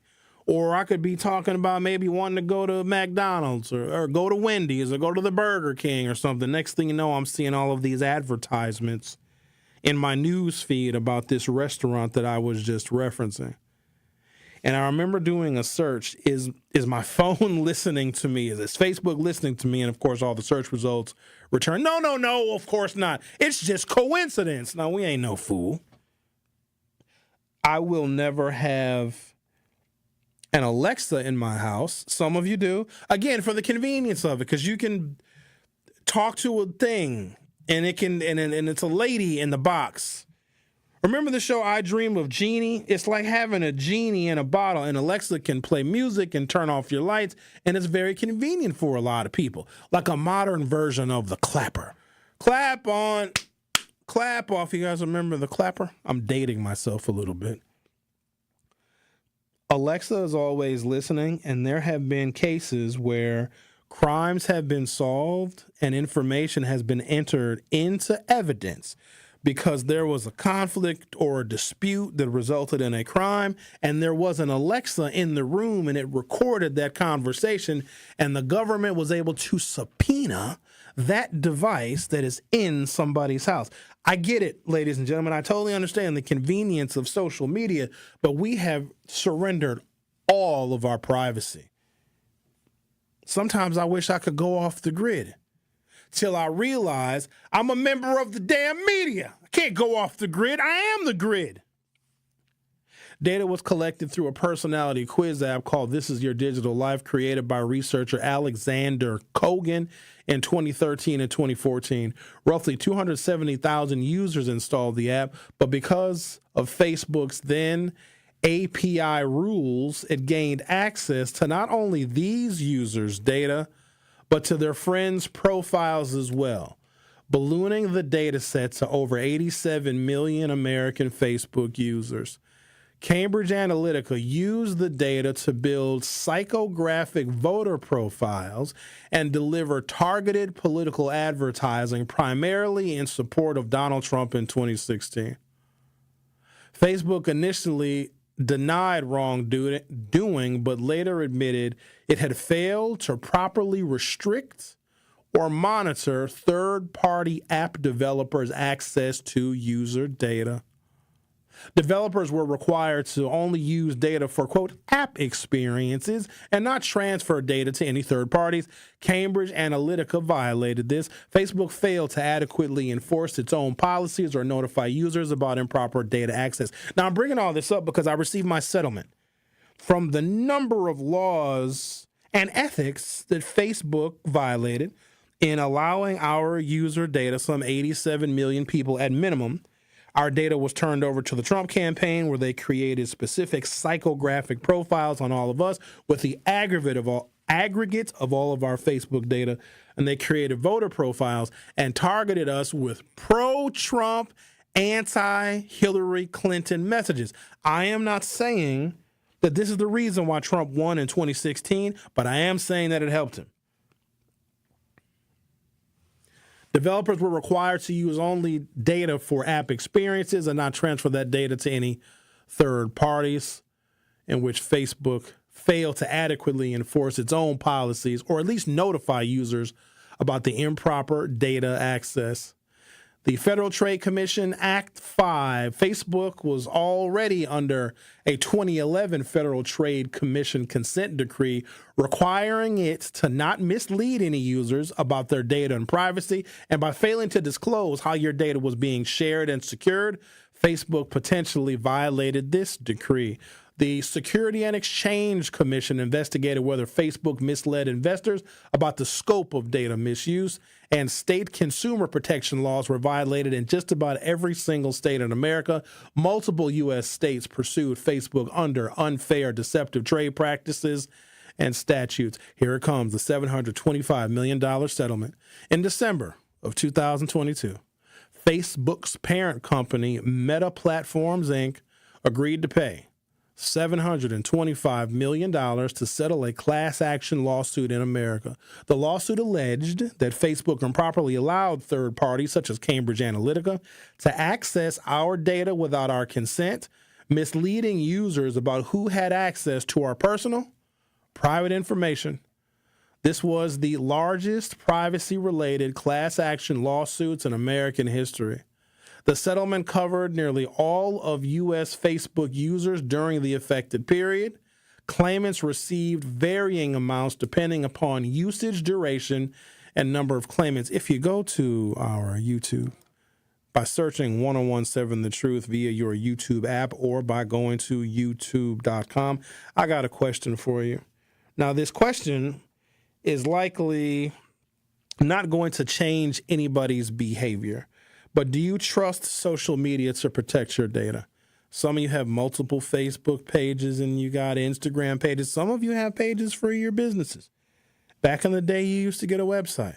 Even prior to that, you would take out an ad in a local newspaper, or you would get an ad in the yellow pages to promote your business. Now, you can do it for free via social media. And of course, you've got to provide a lot of detailed information about yourself and your business. And you sign up for all of these terms of service, which no one reads. But with all of the information that we share, do you trust all of the social media applications that we may use in any given day to protect that data, to protect our privacy? Do you trust them? Yes. Do you trust them? No. And if you don't trust them, then what is your motivation for still continuing to use social media? So go to youtube.com or open up your YouTube app from your smartphone or other mobile device. Search 1017 The Truth and vote in our poll. Looks like we got a handful of voters so far. I'm going to go ahead and cast my vote. 100% of the people say no, they do not trust social media to protect our data. Not a single person says yes. We'll talk about that and other things on the other side. You're listening to The Truth with Sherwin Hughes on 1017 FM. Don't go anywhere. I'll be right back. The Truth with Sherwin Hughes returns after this on 1017 The Truth, The Truth app, and 1017thetruth.com. Here At Odom Investments and Property Management, we bring life back to homes. Looking to sell your home or need a trusted property manager? Or maybe you're ready to learn the real estate game through our Scale Up Journey internship program. Call us at 855-ODOM-WAY or visit odomhomes.com to get started today. That's odomhomes.com or 855-ODOM-WAY. Your journey begins here.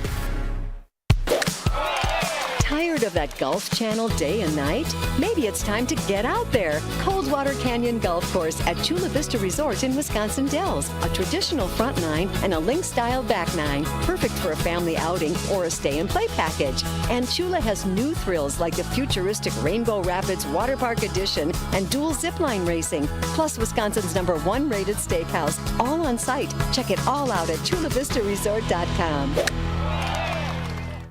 This is your Versity Blood Center of Wisconsin Community Impact Moment on 101.7 The Truth. And what are some of the ways that you're inspiring people? Because, you know, one of the biggest opportunities, in particular in the African-American community, is access, exposure, and awareness. For Versity Blood Center of Wisconsin, we've been here 76 years. Wow. And our mantra is saving the lives you love. So if someone you love needs a blood transfusion and they're in any hospital in Southeast Wisconsin here, that blood's coming from us. And so we're trying to make sure that we're communicating that, because I think folks maybe don't understand that blood can't be manufactured. And summers are always tough because schools are out and we collect about 20 to 25% of our blood from schools. Mm-hmm. So it's always a day-to-day struggle. We say that the blood that's on the shelves is the blood that saves lives. And a lot of times people are compelled to donate when something bad happens. And our mission and our job is to educate folks so that we can get ahead of the curve and keep 3 days of inventory on the shelves. Mm-hmm. So we're in a decent spot right now, but we're on the streets every day trying to inspire people to join our mission. One of our big projects that we're proud of is Versity on King, which is part of the Thrive on collaboration in the Gimbel Schuster building on Martin Luther King Drive. And next year, we're going to open a destination center there. It'll be a blood donation center, but it'll be more than that, because we've realized that we can't be transactional with our relationships in the Black community. We need to do things that are intentional and that show that we're there to stay. But the reason that we're there is because not enough people that look like us donate. And so for disorders like sickle cell disease that disproportionately affect us, the race can matter. But I like to say that, you know, Black folks have a superpower in their blood. 44% of Black blood donors will have this rare trait that makes their blood more likely to be able to be a match for a sickle cell patient. And that 44%, like that is way higher than what we would find in other races. To make an impact by donating blood in your community, visit versity.org today. You are listening to The Truth with Sherwin Hughes on 101.7 The Truth, The Truth app, and 101.7thetruth.com. So Facebook got caught sharing, selling. They didn't even have to admit wrongdoing, but they did settle to pay Facebook users, which was pretty much every single person that was on Facebook in the year 2016 had their data breached and then turned over to the Trump campaign, where they created the psychological profiles on each and every one of us, and they targeted us with ads that were anti-Hillary Clinton and pro-Donald Trump. Do I think that is the reason why Hillary Clinton lost? No, but I don't think that it helped. And I think that when you can specifically target people based upon their likes, their dislikes, their geographic location, when people share political information on Facebook, it makes it a lot easier to target somebody. You also can see what people respond to. The things that you may like and the things that you may share also go into your overall profile, and they can create a set of very targeted ads that will speak to you directly and personally, and it can have a tremendous amount of influence.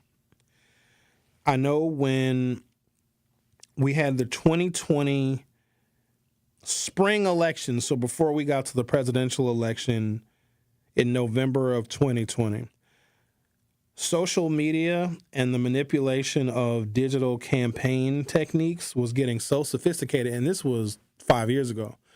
So when you went to go vote in the April election of 2020, where you voted for comptroller and you voted for mayor, What else was on that ballot? County executive. That is when David Crowley first got elected to the Milwaukee County executive position. We were all standing in line, and you had to stand 6 feet apart. And there was only a handful of polling locations that were open, which is another conversation. I think in the whole of the city of Milwaukee, there was only 5 polling locations that were open. The city of Milwaukee typically has somewhere between 160 and 170. So if you were a Milwaukee resident in the spring of 2020, you had 5 polling locations to go to. As you could imagine, the lines were long, and we had to stand 6 feet apart. So not only were the lines already long, because you're condensing all of the polling locations into just 5, there's 6 feet between people. So what these political campaigns were able to do is this thing called geofencing. If you went and voted at, let's say, Washington High School, I believe that was one of the polling sites during the spring 2020 election, and you were going to be in line for a very long time to vote, the political campaigns could draw a digital fence around Washington High School, and they could track the line of people that were waiting to vote. Because remember, that was one of 5 polling locations that was open around the city, and people had to stand 6 feet apart. So the lines were tremendous. They were intimidating, to say the least. In fact, the lines were so damn long, some people that actually wanted to vote saw how long the line was, made even longer because people are standing 6 feet apart because COVID was new in April of 2020. COVID was fresh. A lot of people decided not to vote at all, which I think had a major impact on that election in 2020, but that's neither here nor there 5 years later. George Floyd was still alive. Imagine that. 1017 The Truth had not yet been invented in April of 2020. Political campaigns drew what is called a geofence, a digital fence around those polling locations, because guess what people were doing while they were standing in line waiting to vote? They were on their phones. And if you're on your phone to pass the time, if you're scrolling and you're clicking on Instagram and you're clicking on Facebook, and at the time it was called Twitter, because the political campaigns knew where you were standing in line to vote, when you opened up your phone, you were targeted with political ads for any one of a number of local candidates. Some of you may recall this, some of you may not. But they are able to draw a circle around a particular geographic area, and anyone who has a connected device that is in that geographic area, and they still do it to this day.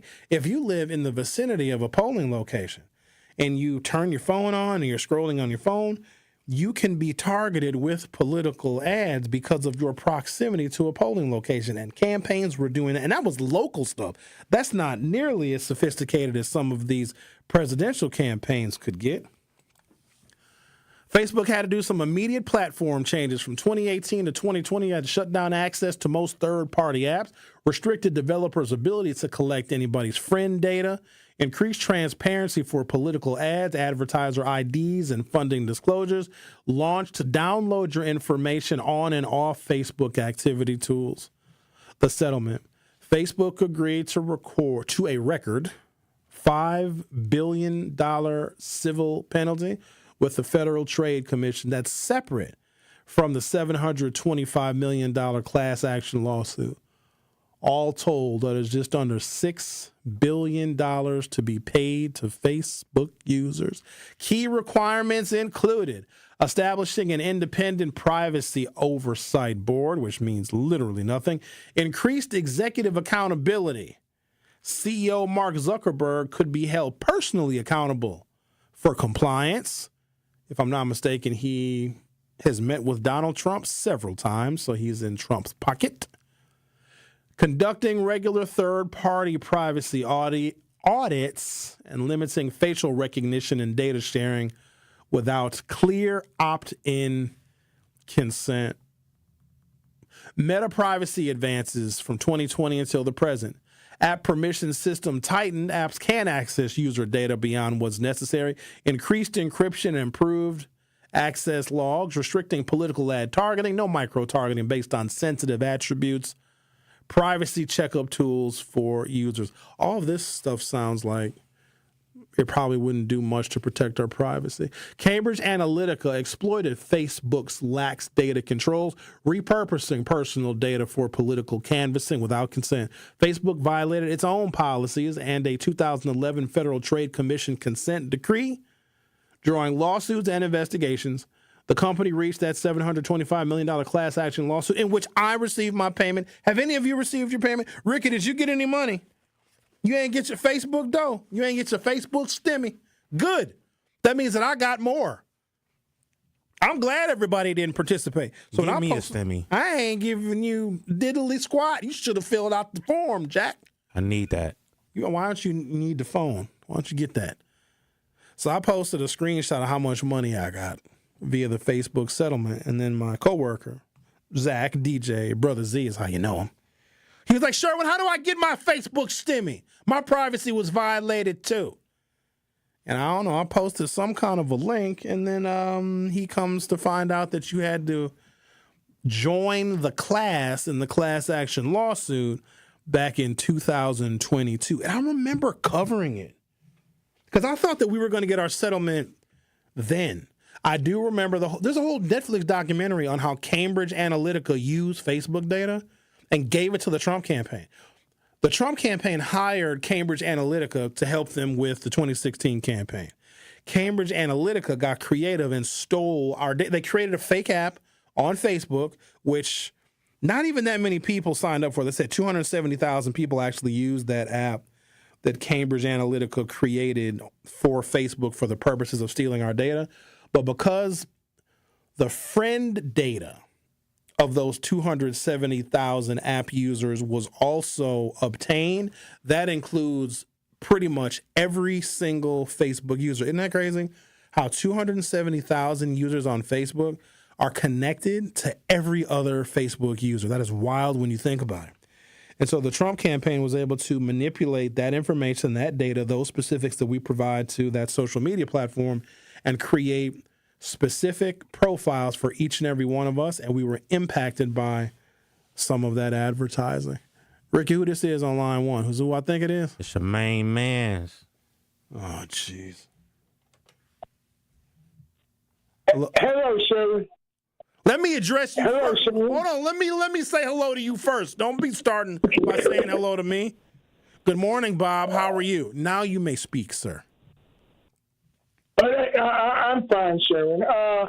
It's one thing that when you talked about voting, that I realize, and I want everyone to realize, Biden put a foot in Trump's behind he will never forget. He even said yesterday or day before, I hate Democrats. He don't even walk the same. He just starting to walk just regular a little bit more. But he don't walk. His footprint is in that behind. Biden put a foot in that behind he will never forget. That's all I needed to say. You didn't need to I want him to you didn't need to say any of that, actually. None of us are better off with you saying that Biden put a foot in Trump's behind. Trump is actually president again. So whatever foot Joe Biden put in Trump's behind, the foot obviously came out. No, he walks different to this day. Who walks different? That man does not walk the same. Who? Not Who walks different? Why am I yelling? Trump walks different, Sherwin, because of the footprint that Biden put in that behind. That's I just want him to remember that. Biden wore that butt out. He don't even walk the same. Thanks, Bob. We're all better off with your insight. We're all better people for that. I hope so. Yeah, I want him to remember that. Biden put that foot. All right, thank you, Bob. All right, thank you very much. All right, before somebody puts a foot in your behind. Watch your mouth. All right, Bob. Thank you. Thank you for everything, sir. You have a blessed day. All All right then now. Bye-bye. Okay then. All right now. Okay. Then. All right now. I'll see you when I see you now. You stay up there, player. Go ahead, Perry. You're an honorary man, I tell you, boy. I know that's right, dog. You know what I mean? Let me get 5 on the black hand side. 1 minute remaining. All right then. Okay then. You all right? You good? I can't call. The only thing I'm going to do, look, I ramble. I can't help but ramble. The only thing, you're very lucky I didn't call you earlier because I was going to be a tattletale on you with DT. But I was going to tell DT you've been in good behavior lately, so I don't have another tattletale on you about. Why you snitching? I'm watching you. Why you over here snitching? You don't need to tell Denise nothing I'll be doing. I'm watching you. I'm expecting you to uphold the code of manhood. Men don't be snitching on other men. So if you see me out here doing some dirt, you better not say nothing to do. But here's the thing. Even if you told her, DT ain't leaving me. DT ain't going nowhere. DT could catch me with 13 white girls, and she wouldn't go nowhere. DT know I am watching you. At least she knows the information. I'm watching you. You have good behavior lately, but I'm watching you. So you better watch it. DT could catch me at an Asian massage parlor, butt naked, eating a piece of birthday cake, and she ain't going nowhere. Goodbye, Bob. Talking about he gonna snitch on me with Denise. Denise ain't going nowhere. You got it like that? Look at my face, Ricky. Do I look like I'm playing? Oh, okay then. Big player, big daddy, big pimp. Denise could catch me in Thailand with 22 Thai refugees, each feeding me spring rolls while I'm wearing some roller skates and some glittery drawers, and Denise ain't going nowhere. And then somebody come in like, Ricky Tan, get up, man. I've been looking for you. The Truth with Sherwin Hughes on 101.7 FM. I'll be right back. The Truth with Sherwin Hughes returns after this on 101.7 The Truth app, and 1017thetruth.com. Need a way to hype up your day? Hey, is this Carolyn? It is. Congratulations, Carolyn. You just won this. Congratulations. Woo!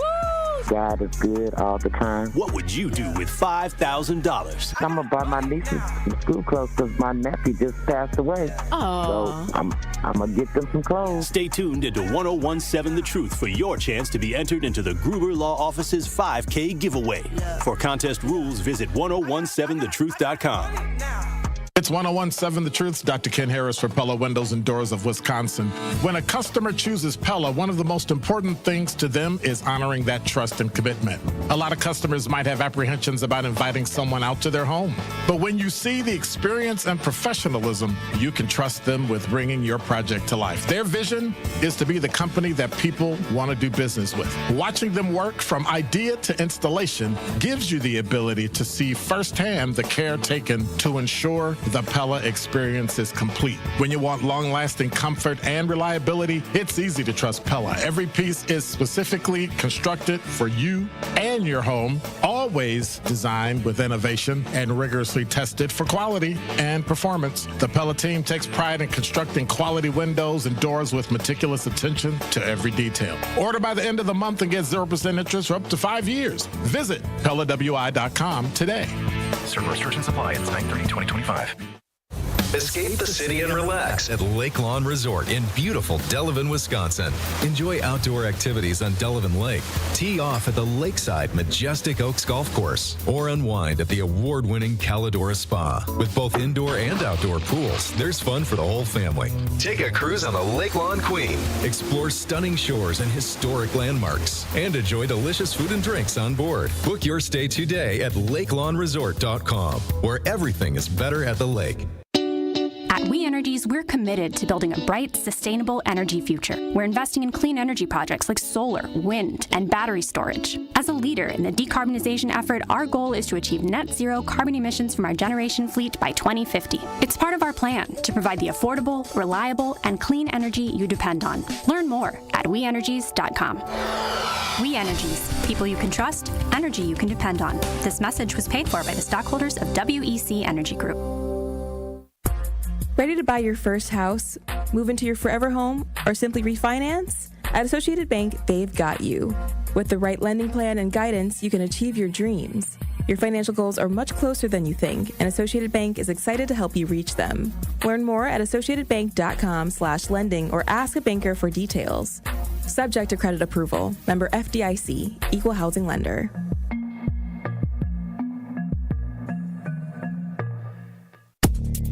You are listening to The Truth with Sherwin Hughes on 1017 The Truth, The Truth app, and 1017thetruth.com.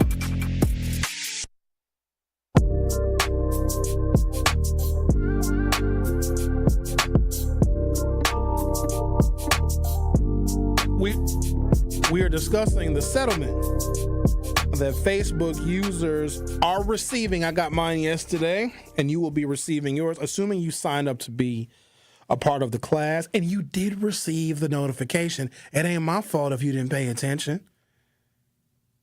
I'm glad everybody didn't join the class, because those of us that did, our settlements would be smaller.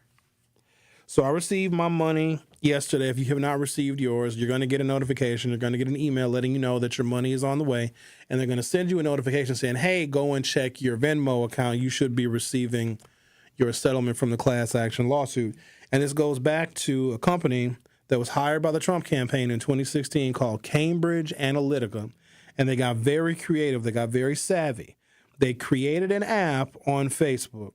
And it wasn't a very high user rate of that app. In fact, I don't even remember what the app is called. It's in one of these articles that I have, but whatever, it's not important. But the app was designed to collect the data of the users, but also collect data and the information on all of the Facebook friends of those users, in which pretty much every single American Facebook user was ensnared in that data grab. And they were able to use the information that we put on Facebook. This may have been prior to Facebook's purchase of Instagram, but it very well could have been both our Facebook and our Instagram data. And they created specific psychological profiles on each and every one of us, and they targeted us with ads based upon the information that we share on social media. The Trump campaign, of course, used that to their benefit, and you have to add that to the many things and the political climate that was going on that helped the Trump campaign win. Bottom line is, Donald Trump cheated. This makes me look at the Democrats in a particular way. Knowing what is going on right now, seeing the usurpation of freedom of speech, seeing the Justice Department being weaponized, Donald Trump's attempt to call his political opposition, the Democratic National Committee, a terrorist organization. He has now designated Antifa, an anti-fascist group of loosely affiliated folks. They're now considered terrorists in this country. How Donald Trump has taken anything that has been designated to assist African Americans, especially when it comes to disparity or health disparity, has cut grant funding, has cut cancer research, because the Trump administration has found that the federal government's investment in cancer research is helping to extend the lives of individuals who are dying at the highest rate from a lot of treatable cancers, and that's African Americans. And he called it DEI, because cancer research was extending the lives of black people that got cancer. So 40% of cancer research from the federal government has been cut. Knowing what is to come, knowing that he has sent the National Guard into American cities, knowing that he is wanting to federalize our elections and going to require states and cities to turn our voter data over to him, knowing what more he will do, knowing that he is emboldened by the Supreme Court. I got a question for you, and you may not like it, but I got to ask it. He's going to go further. We have no idea how far he may go. That being said, he cheated to win in 2016. The theft of our data that was used to create these profiles that specifically targeted us based on the information that we thought we just shared it with Facebook and with one another. That information was then used by the Trump campaign, and I believe it did help. Was it the sole reason why he got elected in 2016? No, but it was participatory. Should the Democrats cheat to win? I don't know enough about J.D. Vance. I know that he is Trump's sycophant number one, Trump's top acolyte. He speaks on behalf of and represents the president every single place that he goes. I can't imagine him being the next president of the United States. The way the Trump campaign cheated in 2016, let's be honest, I don't want anybody to have to cheat. I want everyone to follow the rules. Hell, that's what the rules are there for. But to prevent this era of American politics for extending even longer into the future, and it's going to take more and more time, more effort, more energy, more money, more patience to get us back to an American government that is productive. This train needs to be stopped, and I hope in 2028 that we'll be able to find candidates that'll learn how to talk to people once again and bring people back to voting for Democrats. I do not think that person is Kamala Harris. I did take a little bit of heat from somebody who chimed in on Facebook saying that I was mean to Kamala Harris and I was mean to Michelle Obama. No, I'm not. But what I will do is I will be honest. There's an understanding that if you are honest with a black woman, and if you hold her accountable for what she says and what she does, like I don't agree with her, Kamala Harris, throwing some of her Democratic colleagues under the bus by publishing details of private conversations that she had with them. But by me bringing that up, that's not me being mean to Kamala Harris. That is essentially what Jimmy Kimmel did with Donald Trump. Took Donald Trump's words and just replayed them. If I am having issue with something that Kamala Harris did, throwing under the bus people that she's going to need if she runs in 2028, that's not me being mean to Kamala Harris. If Michelle Obama says publicly that she didn't like her husband for 10 years, the first black president, not only the first black president, 2 terms of nothing but success from the beginning until the end, and for Michelle Obama to say that she didn't like her husband for 10 years, don't you think that emboldens the racists and the people that already didn't like Barack Obama? Because now they can say, Michelle didn't like the N-word either. By me bringing that up and me having a distaste for Michelle throwing her husband under the bus. Now, she didn't like him for 10 years. I loved him for 8. Obama just spoke as something, I don't know, he was talking about the state of affairs. He was on stage with somebody. I got little hearts in my eyes. I wish that we could have those sentiments back. He said he made it clear. I didn't let extremist views infiltrate my White House. We didn't pay any attention when I was president. In my White House, we kept everything above board.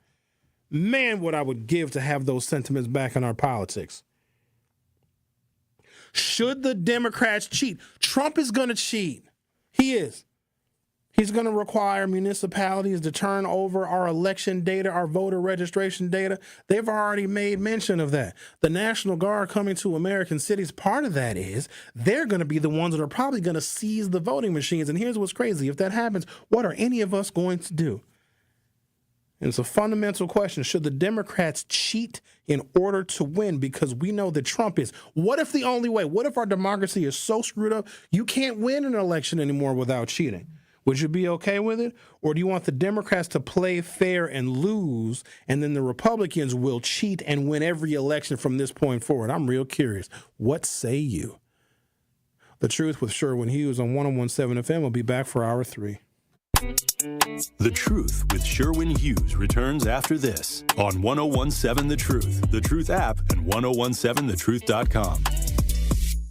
come in with straight truth. And to make matters even worse, Truth Nation, when you look at more numbers, there have been 59 children shot in the city of Milwaukee, and 40 of the perpetrators were also under 18. They were children. So you have almost 60 young folks here. If you go to a private school, some schools only got 60 kids in elementary school, but you're talking about maybe 3 classrooms in a middle school or elementary school worth of kids who have been shot in our city this year, but 40 of them who perpetrated the act were also children. So you're talking about 100 kids who are ruining their lives in the city of Milwaukee in 8 months. We have to be better, because when you look at the overall murder rate in the city of Milwaukee, Milwaukee makes up about 50% of the total murders in the whole state of Wisconsin. But seeing young folks getting killed and young folks shooting guns is extremely troubling and puzzling to me. It should be puzzling to you as well. It's a troubling reality that we have to face in our community. Watch all your favorite 1017 The Truth shows by subscribing to 1017 The Truth on YouTube. How is it possible for somebody to be found guilty of something and serve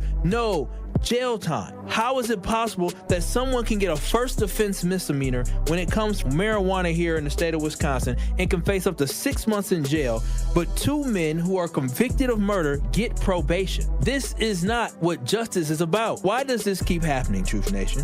And why does it always seem like black people die and we don't get the justice that we deserve? How should we react to this? If you commit a crime, you must do the time. If you take somebody's life, you have to pay the cost. I don't care that it was an accident, because it does not make sense to me how someone can be murdered and somehow they get no time. Even if you accidentally kill somebody, you are still a murderer, especially when you plead guilty to felony murder. Marijuana will get you more time in jail than killing somebody, especially when it comes to a black man here in America, unfortunately. Catch Truth to Power with Kyle Wallace every weekday from noon to 1 p.m. on 1017 The Truth and The Truth app. The more you listen to your kids, the closer you'll be. So we asked kids, what do you want your parents to hear? I feel sometimes that I'm not listened to. I would just want you to listen to me more often and evaluate situations with me and lead me towards success. We're not adults, so just be there and listen. I just want someone to yap to. And I just feel like I'll be fine if someone just hears me talk and talk and talk and talk and talk and talk and talk. You're doing a really good job. And I don't think I tell you that enough. And I know sometimes we get into it and it's just hard on both of us. But try to understand me more and I'll try to do the same. Listening is a form of love. Find resources to help you support your kids and their emotional well-being at sounditouttogether.org. That's sounditouttogether.org. Brought to you by the Ad Council and Pivotal. You're listening to the new 1017 The Truth, founded in partnership with American Family Insurance. Insure carefully, dream fearlessly. 1017 FM, 1510 AM, WGKB Waukesha, and W269DL Milwaukee, a locally owned Good Karma brand station. You are listening to The Truth with Sherwin Hughes on 1017 The Truth, The Truth app, and 1017thetruth.com.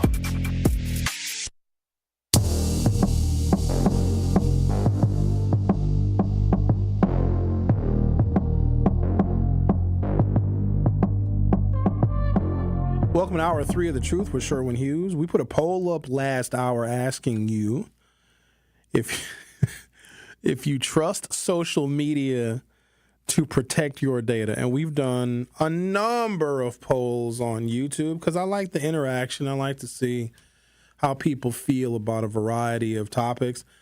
Most of the time, the responses are split. Maybe we get a 70-30. I think that's probably the biggest split that I've ever seen in the variety of different poll questions that we have asked you all via YouTube. I've never seen one like this. The question is, and you can go and take the poll if you search 1017 The Truth on YouTube, open up your YouTube app or go to youtube.com. The question is, do you trust social media to protect your data? 96% of you say no. Let me tell you what's crazy about that. 96% of people who took place in the poll do not trust social media with their data, but they're on social media answering the poll. They've got us. And I think at this point in time, we have been offered so much entertainment and so much convenience with all of the different social media. I mean, you use it for everything. To communicate to people, to find dates, to find a job, to post your sentiments, share your thoughts. We broadcast essentially on social media here at 101.7 The Truth. We're on Facebook and we're on X, and of course we're on YouTube, and we get so much from it that I think we overlook the fact that they have all of our data. They have our location, they have our likes, they have our dislikes, they have access to our contacts, they have access to our pictures. TikTok is even worse. I don't have a TikTok. I got rid of my TikTok probably 3 years ago. I was spending too much time on it. The algorithm was getting way too sophisticated. It knew me too well, and I would just be glued to it. And I just knew that it wasn't good because there were other things that I was neglecting. I could be so wrapped up in TikTok, I'd be late for a damn meeting. So I got rid of TikTok, and TikTok actually has violated numerous privacy rights of the American people because it's owned by a Chinese company called ByteDance. And you know that the things that Americans see on TikTok, they don't even expose Chinese people to. We see the worst of the worst. I think it plays a role in making sure that we stay divided as a nation, because you can see some TikTok videos about whoever your political or personal opposition is, and you can actually hate them more. There's even content creators that exist on TikTok that create content about the people and the groups that you dislike. Awful, awful stuff. But we get so much out of it that I think that we surrender our privacy as currency. There was a period of time where if somebody called you, sometimes you just let the phone ring. You wouldn't even answer it. Somebody knocked on your door, you wouldn't get it because we protected our privacy. Now, we surrender it. And when we found out that Cambridge Analytica got our Facebook user data, turned it over to the Trump campaign, and they used our data to create these psychological profiles on all of us that targeted ads toward just enough Americans that had helped Donald Trump beat Hillary Clinton in 2016, there are sinister uses of our data. And if the Trump campaign did that in 2016 and they got caught and Facebook got caught, but we got paid at least I got paid. I feel like a sellout, though, because what I should do is obviously take the money because I'm entitled to that money because I was harmed, because I was a part of a class of people whose data was stolen unbeknownst to me. But we should be boycotting all of this social media, but we can't. We'll boycott a Target or a McDonald's or any other company, business, or corporation that says they want to curtail DEI.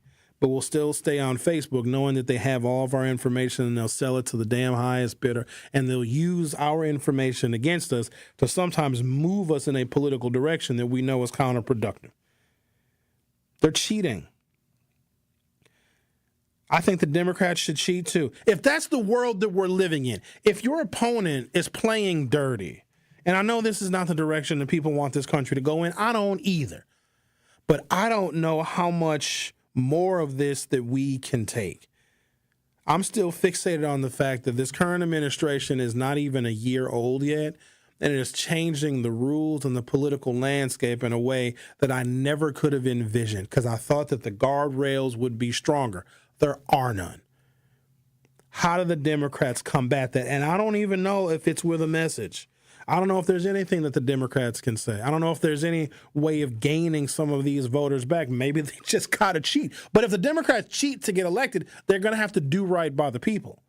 But I think the party has been so incredibly weak and it's fragile. And now you got Kamala Harris going out on the book tour. And the reason why I thought that was relevant, because her book comes out today, 107 Days, where she's telling her side of the story, which she is entitled to. And I don't want anyone to think that I am disrespecting the vice president for telling her side of the story. She can. She's entitled to it. It is her story. And if she wants to write a book, which she did, and profit off of it, which she is going to do, and have a book tour where I'm sure she's going to be selling even more books and even selling merchandise, that's all well and good. But she is profiting off of the fragmentation of the Democratic Party.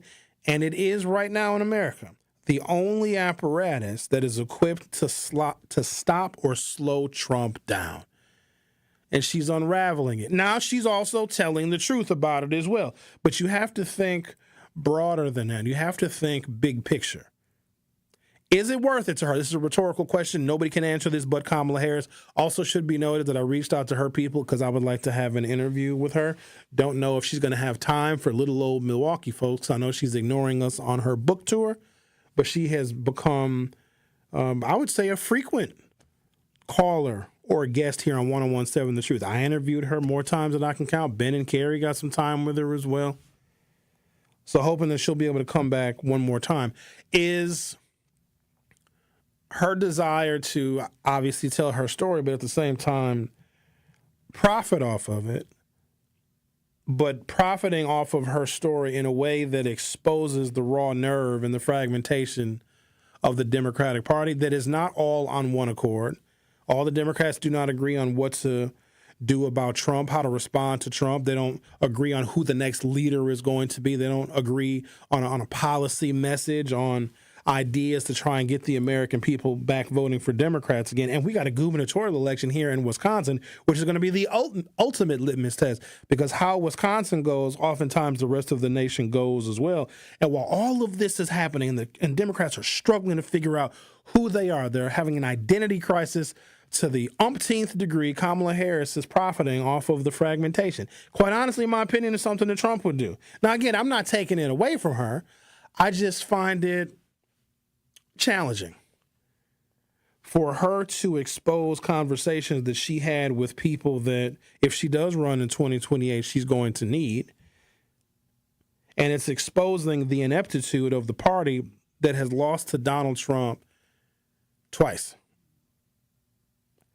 If the Democrats have to use some unconventional means to win an election and stoop to the Republicans' level, I think that's what they're going to have to do. Because if they can't get a unified message together, because being anti-Trump is not enough. It isn't. I don't know if it was ever enough. It wasn't enough for Hillary Clinton. In 2020, Joe Biden fortified being anti-Trump with the country is in bad shape. George Floyd was killed. We need police reform, not to mention the millions of people that were protesting. That was easy organization for the opposition party. Trump was president when George Floyd was killed. And if a lot of people had major disdain for the police at the time, and they did, and Donald Trump was an avid supporter of the police, that contrast with those millions of people that were out there in the streets, plus there were COVID fears, our economy was shut down, we're having our arguments about vaccinations. Joe Biden won more because of that than because of him being vice president to Barack Obama, where the economy was explosive, jobs were created, the home foreclosure crisis came to an end, banks started lending again, automakers got profitable again. All of that stuff happened under Joe Biden's tenure when he was serving with Barack Obama, but I don't think that any of that helped Joe Biden get elected in 2020. That was more of a COVID presidency. It wasn't the accomplishments. And since then, the Democrats have kind of fallen to the wayside. And I think that the Republicans now, with their power being solidified, I got a story right here about now they're attacking the Voting Rights Act, something that I believed was sacred. One of the most significant pieces of legislation that came out of the civil rights movement has essentially been declared unconstitutional. And we've got a series of elections coming up in 2026. If the Voting Rights Act is dismantled, what this is going to do to black voter participation is going to be staggering. Democrats might have to cheat because the current incarnation of the federal government most certainly is. So I'm going to take a break. When I come back, I'm going to talk about this Supreme Court decision where white voters, of all people, why are white people so unhappy? Like, what do they need to be happy? Like, what? We're not going anywhere. And if white people think that their happiness has to do with us leaving, who are they going to watch when it comes to sports? Nobody wants to see an all-white football team. Could you imagine if every Milwaukee Buck was white? It would be awful. It'd be like, I'm sorry to say this, white basketball players, but it'd be like watching the WNBA. Nobody's wearing a jersey with a Polish man's name on the back. Get out of here with that. Don't be ridiculous. The whites are so unhappy. I mean, they wear it with Giannis' last name. Giannis is black, though. That's totally different. That's not Polish either. That's Greek. He has a Greek-ass name. Yeah, but he's also Nigerian. Giannis is kind of blacker than us. I don't even know how to pronounce his name. Giannis Antetokounmpo. But we say it differently. It's actually said a little bit different. That ain't the point. White folks are so unhappy. We're not going anywhere. Like, they're suing because apparently in Louisiana, I'm going to get into some details on the other side, and we're going to we're going to talk to Al on the other side, too.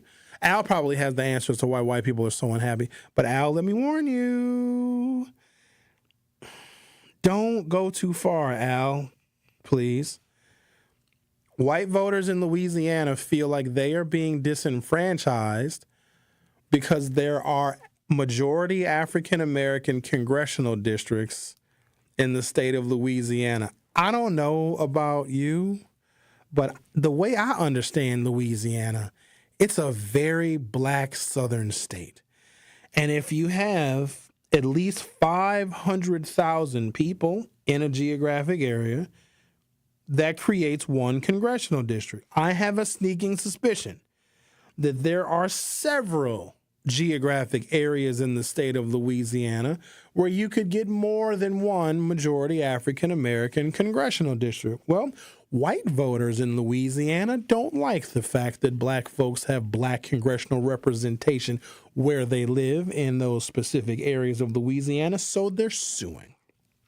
And the Supreme Court has agreed to hear the case, meaning if the Supreme Court files with the plaintiffs, African Americans will lose at least one, maybe two congressional seats in the state of Louisiana. Therefore, essentially declaring the Voting Rights Act, which entitles African Americans to suffrage and representation, would be declared unconstitutional. And if the Democrats have to cheat to win an election, they should, because the Republicans are doing it every single day. You're listening to The Truth with Sherwin Hughes on 101.7 FM. Don't go anywhere. I'll be right back. The Truth with Sherwin Hughes returns after this on 101.7 The Truth app, and 1017thetruth.com. This is 101.7 The Truth's Kyle Wallace, and I am Milwaukee. I take great pride in being a 414 boy and representing the city that I love. The great memories I have of going to Northtown Cinema to see movies with family and friends, to going to Capitol Court to see the Black Santa Claus, this city has helped shape me into the man that I am today, and I pledge to utilize my voice as a way to advocate for you in our community. Join the home of Milwaukee's realest conversations where you can speak your truth. We are the award-winning 101.7 The Truth. Milwaukee Black Talk. Ready to buy your first house, move into your forever home, or simply refinance? At Associated Bank, they've got you. With the right lending plan and guidance, you can achieve your dreams. Your financial goals are much closer than you think, and Associated Bank is excited to help you reach them. Learn more at associatedbank.com/lending or ask a banker for details. Subject to credit approval. Member FDIC, Equal Housing Lender.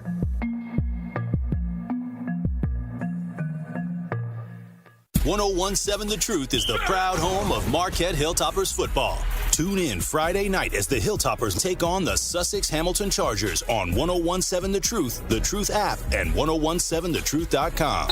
Join our coverage starting at 6:30 p.m., leading up to kickoff at 7 p.m. Marquette Hilltoppers football is presented by Gruber Law Offices. One call, that's all. And sponsored by Left's Lucky Town, C.G. Schmidt, Capital Insurance Agency, Boyle Fredrickson, Annex Wealth Management, Magic Productions, and Burghardt Sporting Goods. This is Sherwin Hughes from 101.7 The Truth for Axe Housing. Are you tired of paying a landlord rent when you should be paying yourself? Do you want to leave a financial legacy, or would you like to have a stable place to call home? Well, it's time for you to start on the path to owning your own home instead of renting. You can work with an Axe Housing coach, and they will teach you how home ownership can be a reality. Axe Housing has helped over 4,000 families in our neighborhoods. Many times your mortgage will be a lot less than what you're paying for rent. As an average Axe family who has been helped pays around $900 per month. No matter what barriers you think you're facing, Axe Housing Coaches can assist you right now. An Axe Housing Coach will help you create and stick to a plan and a budget and get you ready for home ownership. If you're not dreaming of home ownership by now, you certainly should be. Let's make it a reality with Axe Housing. Get started on a virtual orientation by clicking on axehousing.org. That is ACTS housing.org. Don't let where you are financially right now get in the way of your very bright future of becoming a homeowner. Axe Coaches are here to help. You are listening to The Truth with Sherwin Hughes on 1017 The Truth, The Truth app, and 1017thetruth.com.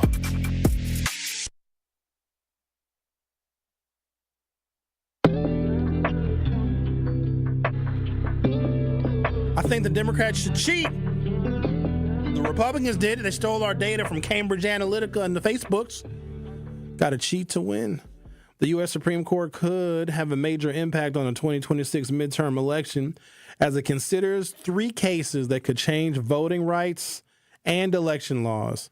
Democrats are hoping to retake control of the House and the Senate in 2026 as the party in the White House historically loses seats during the midterms, and the polls have shown Democrats leading a generic ballot. But the U.S. Supreme Court is considering 3 cases that could change the legal playbook on a number of areas of election law for the midterms and into the future. There are 3 cases the Supreme Court is set to rule on, including Louisiana versus Calais, in which a group of white voters sued Louisiana over its current congressional map, which has 2 majority black districts. Get this, and they're suing for this. They argue that the map constitutes a racial gerrymander that dilutes white power. Oh, what is it with you people? Like, don't you have enough? What more?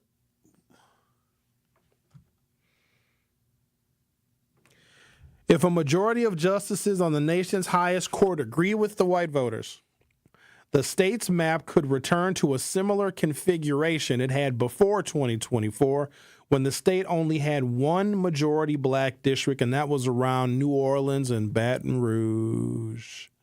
However, some voting rights activists are concerned that the court could issue an even broader ruling that would overturn Section 2 of the Voting Rights Act, which prohibits racial gerrymandering. If the court were to overturn that section more broadly, other Republican states could also redraw their congressional lines to erase all majority black districts. They're cheating.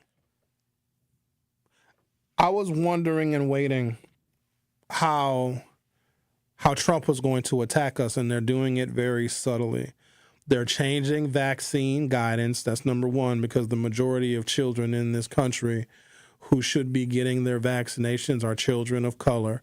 2, they are defunding cancer research because African Americans, who oftentimes are diagnosed with worse and more aggressive forms of cancer, and our diagnoses are later stage, the federal government's investment in cancer research is actually helping extend the lives of African Americans. And Donald Trump, first year, is cutting 40% of cancer research funding. In his words, he said that that's DEI.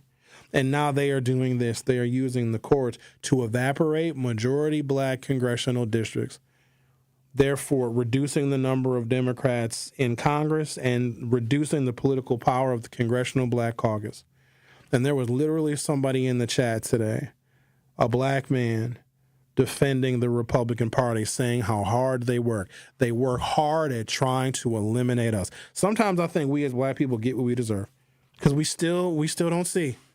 We won't understand until there's none of us left. Let's talk to Al. It's all fair game.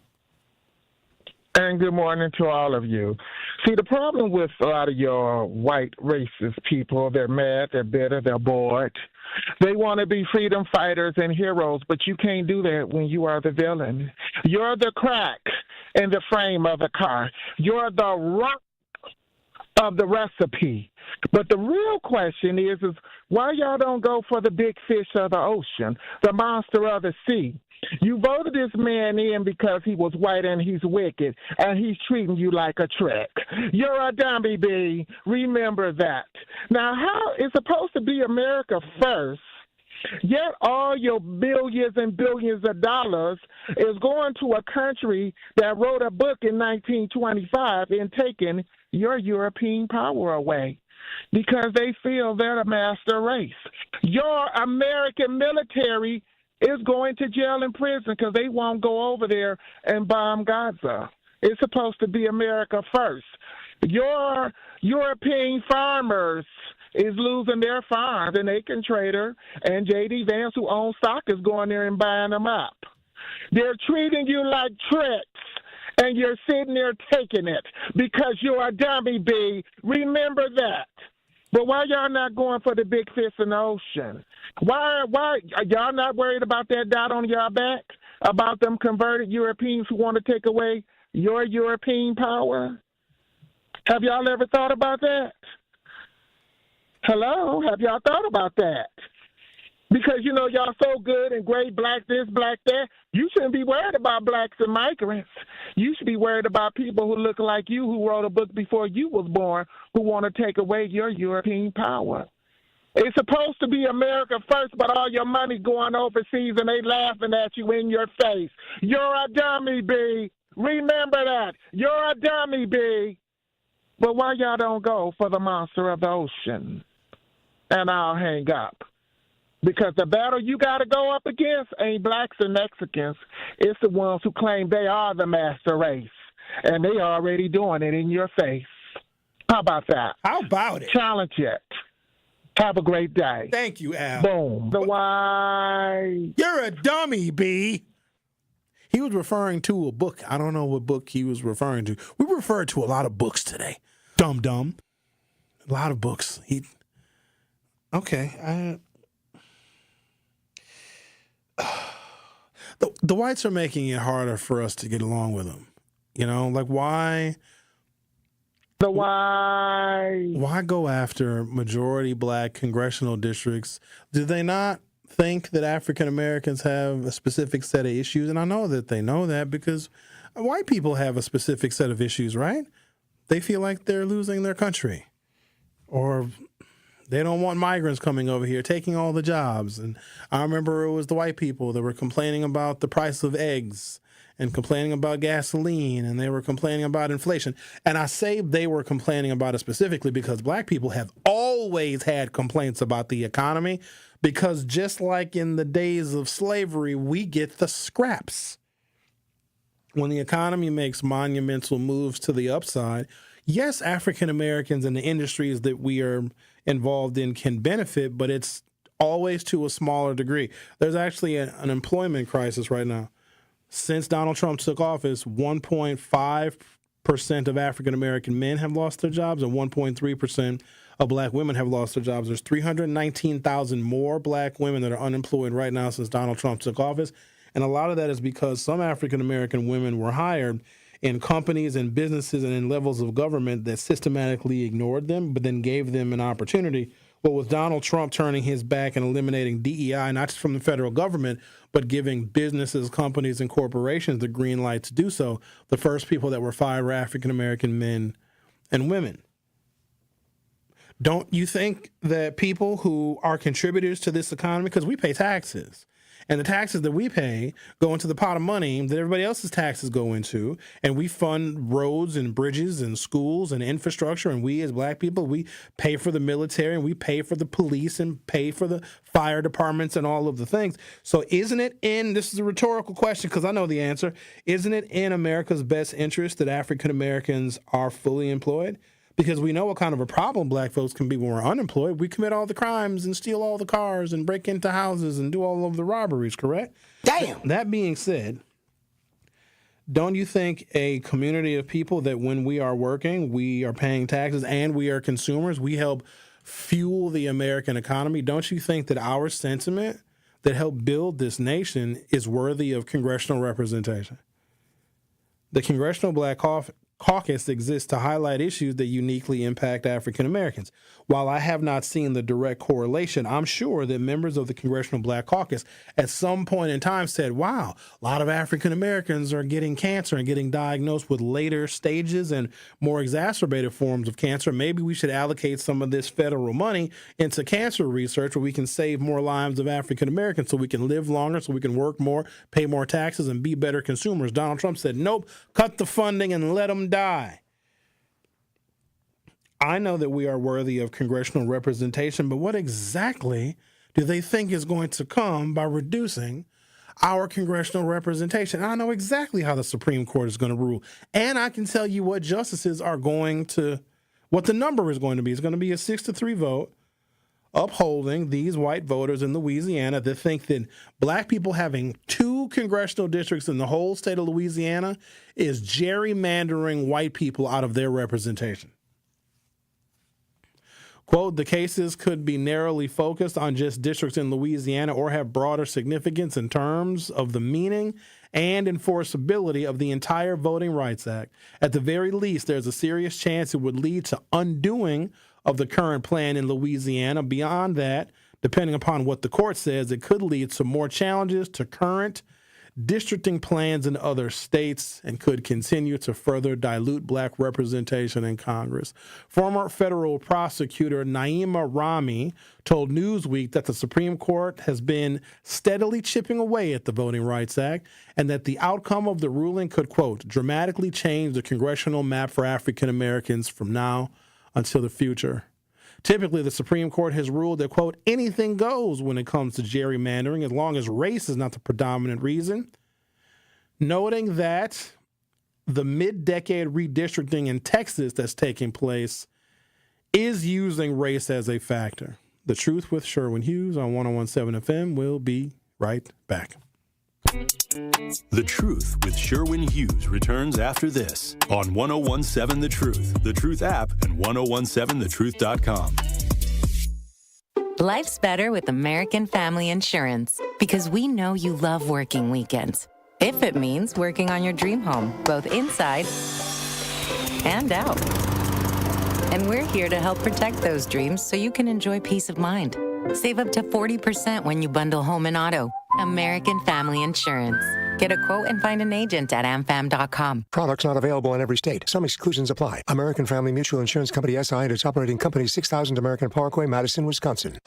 At Hazelden Betty Ford, treating mental health isn't just about breaking old patterns. It's about braving new ones. As the leader in alcohol and drug treatment for 75 years, we know caring for addiction, anxiety, depression, and trauma goes hand in hand. We're here for you with new tools when life breaks down. Discover your path to better mental health at hazeldenbettyford.org/Wisconsin. Sponsored by Hazelden Betty Ford Foundation. It's time for Truth Takes, a thought-provoking commentary on the award-winning 101.7 The Truth. Here is Kyle Wallace with his truth. Truth Nation, I guess I've officially graduated from big bro to unk status, at least according to my little cousin. That's what he said. Now, at first I pushed back a little bit, and I was offended by the assertion that I was old enough to be unk. But after a little thought, y'all, I actually embraced the label of being unk and the responsibility which comes with being quote-unquote unk. See, as unk, I think it's my duty to look out for and support the youth and young cats coming up after me. Embrace the role as being a mentor and role model and aim to protect our kids at all costs. With the news cycle always seemingly being negative towards the youth, we need to take it back upon ourselves to change the narrative and uplift our youth. Our kids are so much more than fights, stolen cars, Kia boys, or acting a fool in public. We can't allow a small population of children to depict who our kids really are in the city of Milwaukee. You have to resist the urge to want to bash our kids and be so quick to pass judgment or disparage the youth. And we gotta stop acting as if we were not once in their shoes, making poor decisions, having regrets. I know we have all been there. Now, regardless of how funny it may sound to say YN, don't label our kids that. That is far from a term of endearment, and we have to remember you become what people call you. If someone calls you dumb over and over and over again, you may start believing that you are dumb, and you may start start having self-doubt in oneself. Don't put that type of self-hating energy on our youth, Milwaukee. We need to call them YKs and YQs for young kings and young queens, even when they might frustrate you. Remember, they are still only kids. With the summer being here, there is no better time to encourage them to aspire to be great. Give them positive reinforcement. Give them positive affirmation until we get it through their minds on who they really are and what they can become. An unstoppable force of greatness.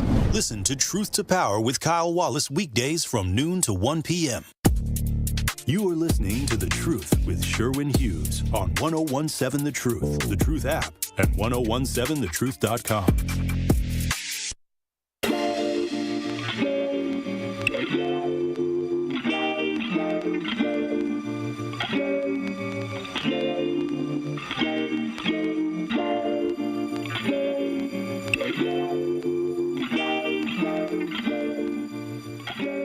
Who just asked me this question?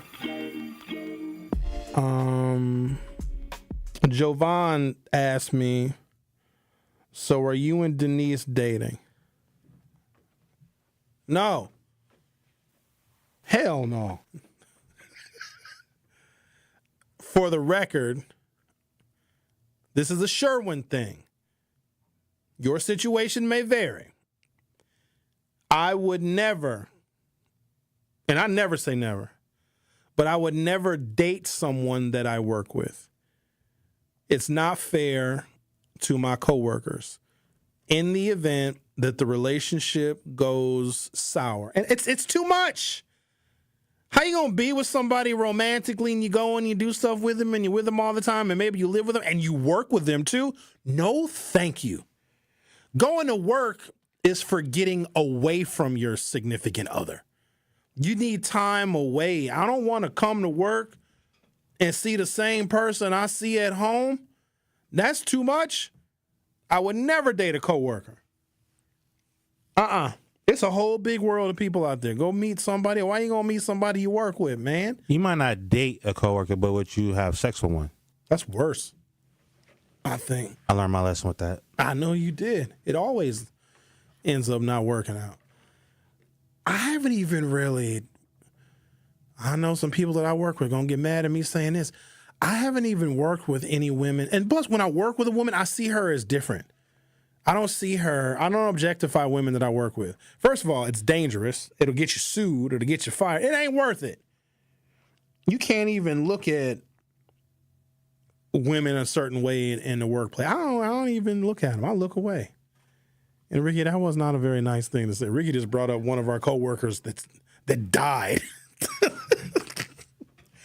Do you remember when she left a pair of underwear at the radio station we used to work at and try to frame somebody? I said that in your ear in confidence, not over the air, Sherwin. Well, she's fine. She's in heaven. Do you know what I'm saying? Ricky, were you there when she went in the back? She's like, oh, my God, someone left a pair of panties here. They were the largest panties I'd ever seen. She was holding up a parachute. She was like, there was somebody here having sex last night. And we're all looking at her like, those are your underwear. I was working there, but I wasn't there when it happened. But you told me the next morning when I came in. Let me see if I have anything in the studio that could represent the size of the underwear that she picked up. It was like... Let me see. She was like, oh, my Lord. I totally told you that in your ear and not over the ear, Sherwin. They were like ruffled. They were large. You know the underwear that women wear, the comfortable ones when they're on that time of the month, some gigantic like control tops, like humongous. And they were that color, like that nude color. She's like, oh, my gosh, I can't believe that someone would leave. First of all, who's going to have sex at the radio station in the middle of the night and just leave the woman's underwear in the middle of the lobby floor? I'm wondering if Homer listening right now. I think she tried to frame Homer, actually. Oh, Denise said she's listening. She heard my conversation with Bob when Bob said he was going to snitch on me, and Denise sent me a text message. But, Giovanna, to answer your question, no, I'm not dating Denise. I opt not to date or involve myself with women that I work with. In fact, I never have. I haven't even... I take that back. Uh-oh. When I worked at Home Goods, when I was in high school, I took a girl out for ice cream. I was a child. Then the girlfriend, because I was with my high school girlfriend for 7 years. So I worked at Home Goods. And then my high school girlfriend also got a job at Home Goods. And then my high school girlfriend found out that I took another one of her coworkers out for ice cream. That's very innocent. There's nothing bad about that. We just went to get ice creams. That's all. Her name was Robin, the girl that I took out for ice creams. Let's talk to Millicent. Would you ever date somebody that you work with? Yes, I have in the past. Why would you do that? That's a terrible. But I was young. Because I was young. How old were you? 50? Yeah, no, I was probably 19, 20. Oh, okay. I was younger, yeah. Hey, but you've been talking about Kamala, and I couldn't call in earlier. But, one, she said she wasn't going to run, and she even told Rachel Maddow that there were a lot of she said she's not running for governor of California. When Rachel asked her directly, she said, that's not what I'm thinking about right now. Come on, Melissa. But before then, she said there are a lot of other people to look at that are better than me that I have been talking to when I was vice president. She said that. Because she was in charge of looking for other talent in the Democratic Party. She wasn't talking about people to run for president. She never once said that she wasn't going to run for president. That's why she wrote the book. She's not going to run.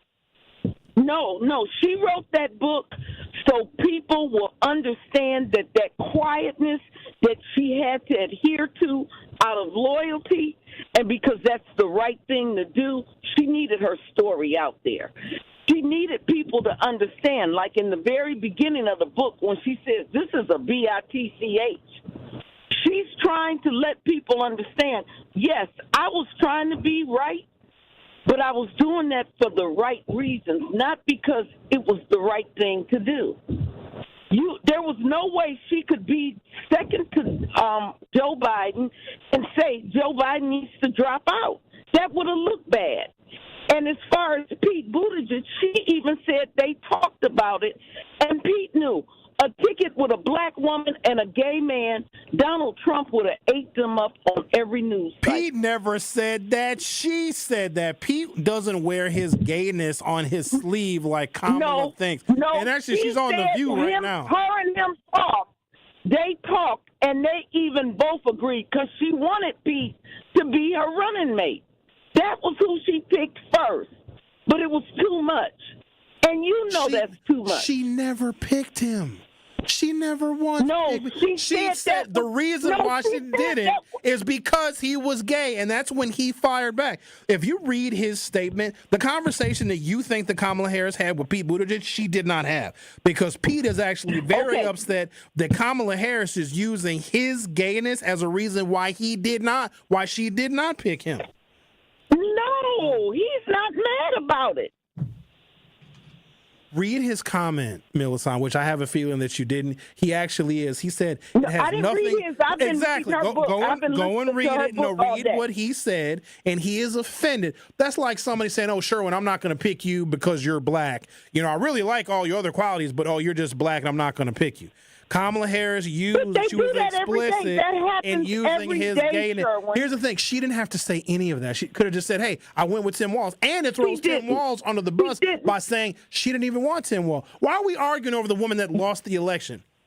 I'm not arguing over her. No, we're not. But I just don't want you to be out here thinking like she's doing this out of a hatred. I do think that she did speak to the people and said, hey, is it okay for me to tell this story? I don't think she's being messy. I think you're looking at it as her being messy because you feel like she shouldn't say anything. And a man can be like that. But her being a black woman, second, she was vice president, she needs her story out there. Right. Because if it doesn't get out there, people are going to think, and maybe not black people, but the other people are going to think this was the way it was. And it really wasn't that way.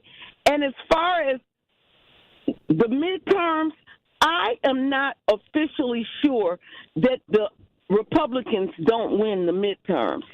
I don't think what Trump is doing has hit people as hard as we think it has.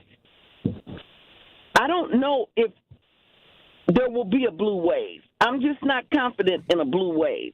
I'm really thinking he's going to keep the House and the Senate, maybe by just one vote, but he's going to keep it. Well, I hope not. And there's a lot of time between now and November, so I guess we'll see where the chips may fall. But I do appreciate your call. All righty. Thank you. All right. I ain't trying to argue with you over Kamala. I don't see the loyalty that, and I'm being critical of her because I'm not going to be like a Trump supporter to where Trump supporters refuse to be critical of Donald Trump. If I believe that there were things that Kamala Harris did, I gave all of my support to her.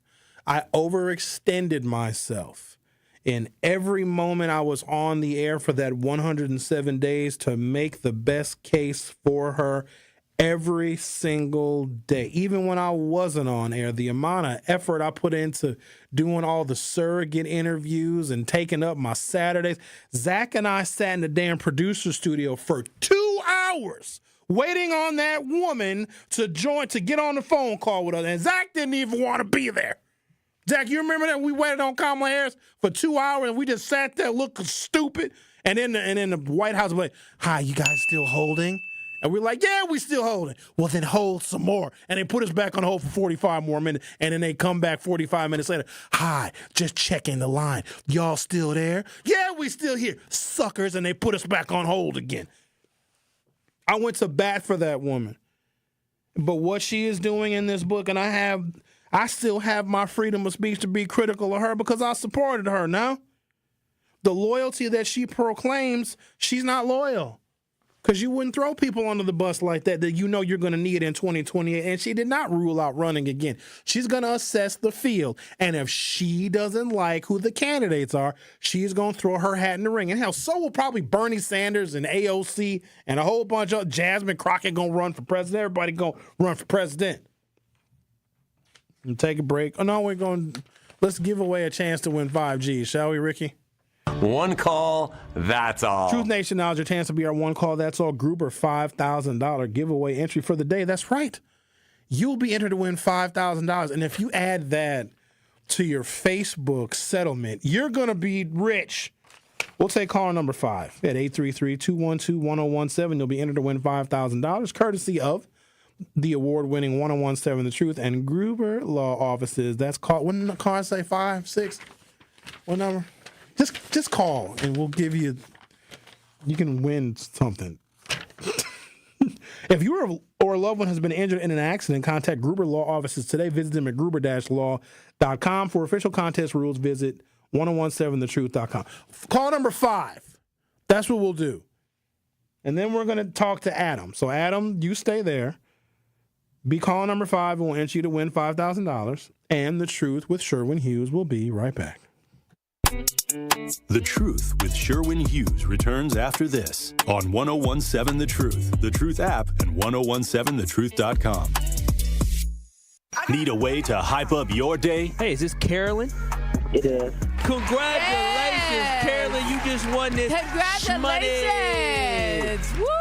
God is good all the time. What would you do with $5,000? I'm going to buy my nieces some school clothes because my nephew just passed away. Oh. So I'm going to get them some clothes. Stay tuned into 1017 The Truth for your chance to be entered into the Gruber Law Office's 5K giveaway.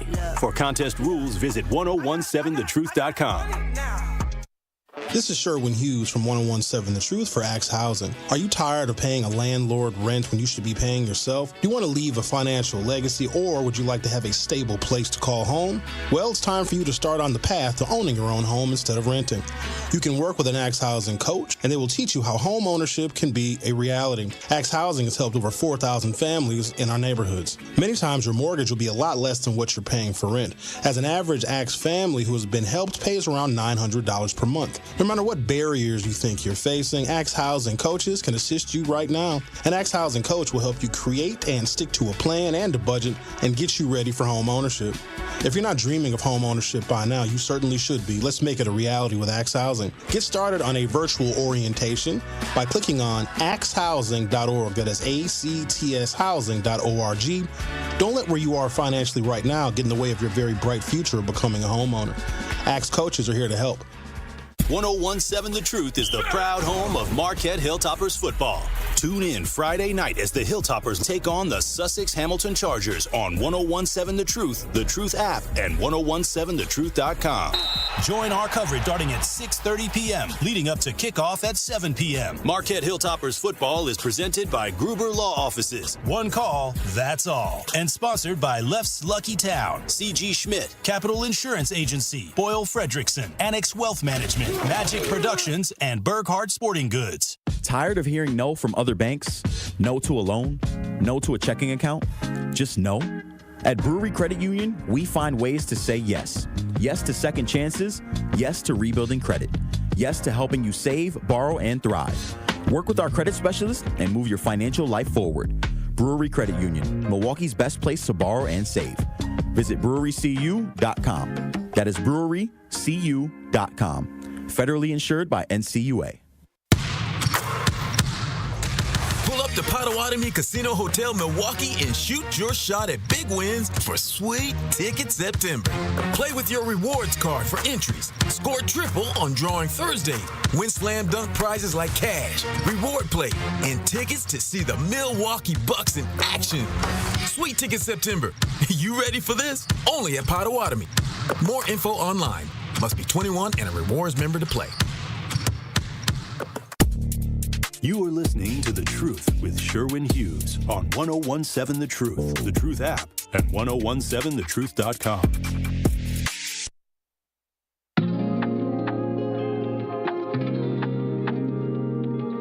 Congratulations to Denise. No, not that Denise, a different Denise, who is our Gruber 5K entry giveaway person for the day. It's always a woman named Denise. How many Denises are there out there? Let's talk to Adam. How are you? I'm great for an old guy. Oh, that's all? You don't have nothing else? No. I just want to ask a couple of questions. I'm gonna throw a name out there, Holland Crow. Okay. Multi-millionaire, right? Do I know who that is? You know of him. He is the dude that takes Clarence Thomas all over the world, and anything is then he need a boat to help black people. Clarence Thomas. Oh yeah. I know. Yeah, he is Clarence Thomas's financial backer and friend. Yeah, yep. Right. Okay. Right. Why we as black people start demonstrating against that no good ass?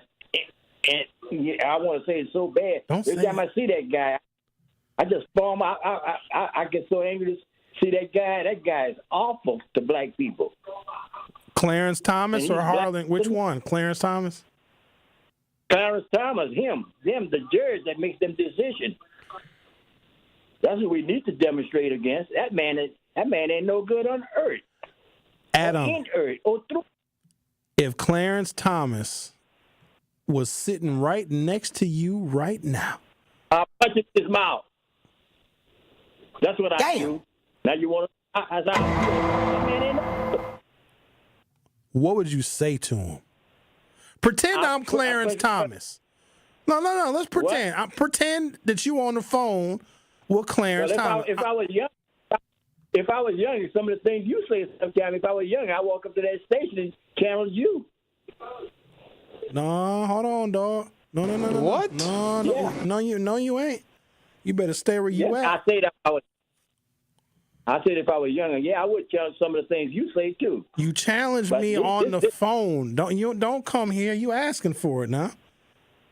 No. Well, I'm not young either. You know my age. I've told you 100. I don't care if you're 17. You don't come up here to my job. I'll drill y'all. Stop playing with my name. I ain't gonna say it no more. I wait for Did you say you'd wait for me? That's what I said. Might be the last damn thing you wait for. You better stay at home now. They'll call you pushing up Daisy. Wow. You better be glad that I protect the elderly. You better be glad. Yeah, right. Now let's get back to that man that is so awful to us as a people. That man is awful. I don't hear nobody talking about him. And if there's a 6-3 majority, and he's in the majority all the time, and there's other 4, 5. Hold on, man. Wait. So when you said that I'd be pushing up daisies, let's get back to that. Is that a threat on my life, old man? I'll come over there. I'll put a kink in your oxygen tube tank. You're playing with me. Unbelievable. I don't have that. Oh, hold on. You still there? All right. No, that man is awful. I don't hear nothing about him through the black community, and I listen to black radio. Well, I don't listen to Tory Lowe because that's another one. He act like he's so good, but he voted for somebody who want to throw us back 300 years. When you want to, and my son is the same way. I only talk to him because of that shit. Stop cussing, Adam. Oh, it just hurts me to see black people doing that. But we can't if we protested Clarence Thomas, nothing would happen. He was appointed by a president that's dead. He was appointed by George H.W. Bush, and he's appointed for life. So protesting him will do literally nothing. He's not going anywhere. He doesn't have to go anywhere. Nothing can get him off of that bench unless he decides to die or retire. Well, okay, we can make something. We could let him know how we feel about him. You can write him a letter. I tell you what, why don't you show up to the Supreme Court and tell him you'd have him pushing up daisies? See how far that gets you. He's more protected than you are. Hey! I got a lot of protection. I don't like all this threatening going on. Y'all losing your damn mind. You better stay where you at, buddy. What happened to him? I wasn't done talking to him. Talking about I'm gonna be pushing up daisies. He said, I don't. You didn't hear it? He cusses every time he calls. So the people on YouTube heard it, but the radio people didn't hear it? Okay. What is it with people? If the Democrats have to cheat to get elected, I think that they need to. Here's what I noticed, okay? I have done, let me see. Who was president when I first got into radio? Bush. Then I did radio for 2 terms of Obama. I was on the air for a term of so Bush, Obama, Trump, Biden, Trump. I've been broadcasting under more Republican administrations than Democratic administrations, right? No, 3 and 3. Bush, Obama, Trump, Biden, Trump, Biden, whatever. People cussed less when there was a Democratic president. There was less profanity. People were less rude. They were less vulgar. There's something about this administration that's making everybody very rude and disrespectful and vulgar. We need to bring civility back to our politics. Is it Gavin Newsom? Who is it? He's got Hollywood good looks, and he's got slick back hair, and he's tall. He looks like he could be the star in an action movie. He looks like he could be a James Bond. Maybe that's where we go. Could Jasmine Crockett win? She's too black. She says too many black things. You can't be that black and win the presidency. You can't. I wish that was the case. I wish you could be so black. I wish a Black Panther could win. I wish Chuck D from Public Enemy could run for president and win. I wish Flavor Flav was the vice president. No, Flavor Flav, I think, used to smoke crack. But we're not going to hold that against him. He doesn't smoke it anymore. Flavor of Love was probably one of the best reality TV shows in the history of reality TV, because if a woman could genuinely fall in love with Flavor Flav, that is a television show that is worthy of your viewing. Those of you that are looking for Jimmy Kimmel tonight, Next Star is going to have him banned in some cities in which Sinclair is the owner of the ABC affiliate. Milwaukee is not one of those cities. So Jimmy Kimmel will make a triumphant return. It's still a fluid situation. They still may preempt him, but as of right now, Sinclair is not an ABC affiliate in Milwaukee. So if you are the only person that ever watches Jimmy Kimmel, because in this whole debacle, I didn't meet a single damn person that watched the show, Jimmy Kimmel will be on tonight at 11 o'clock. Thank you for listening. Goodbye. Come in with straight truth. Everything got to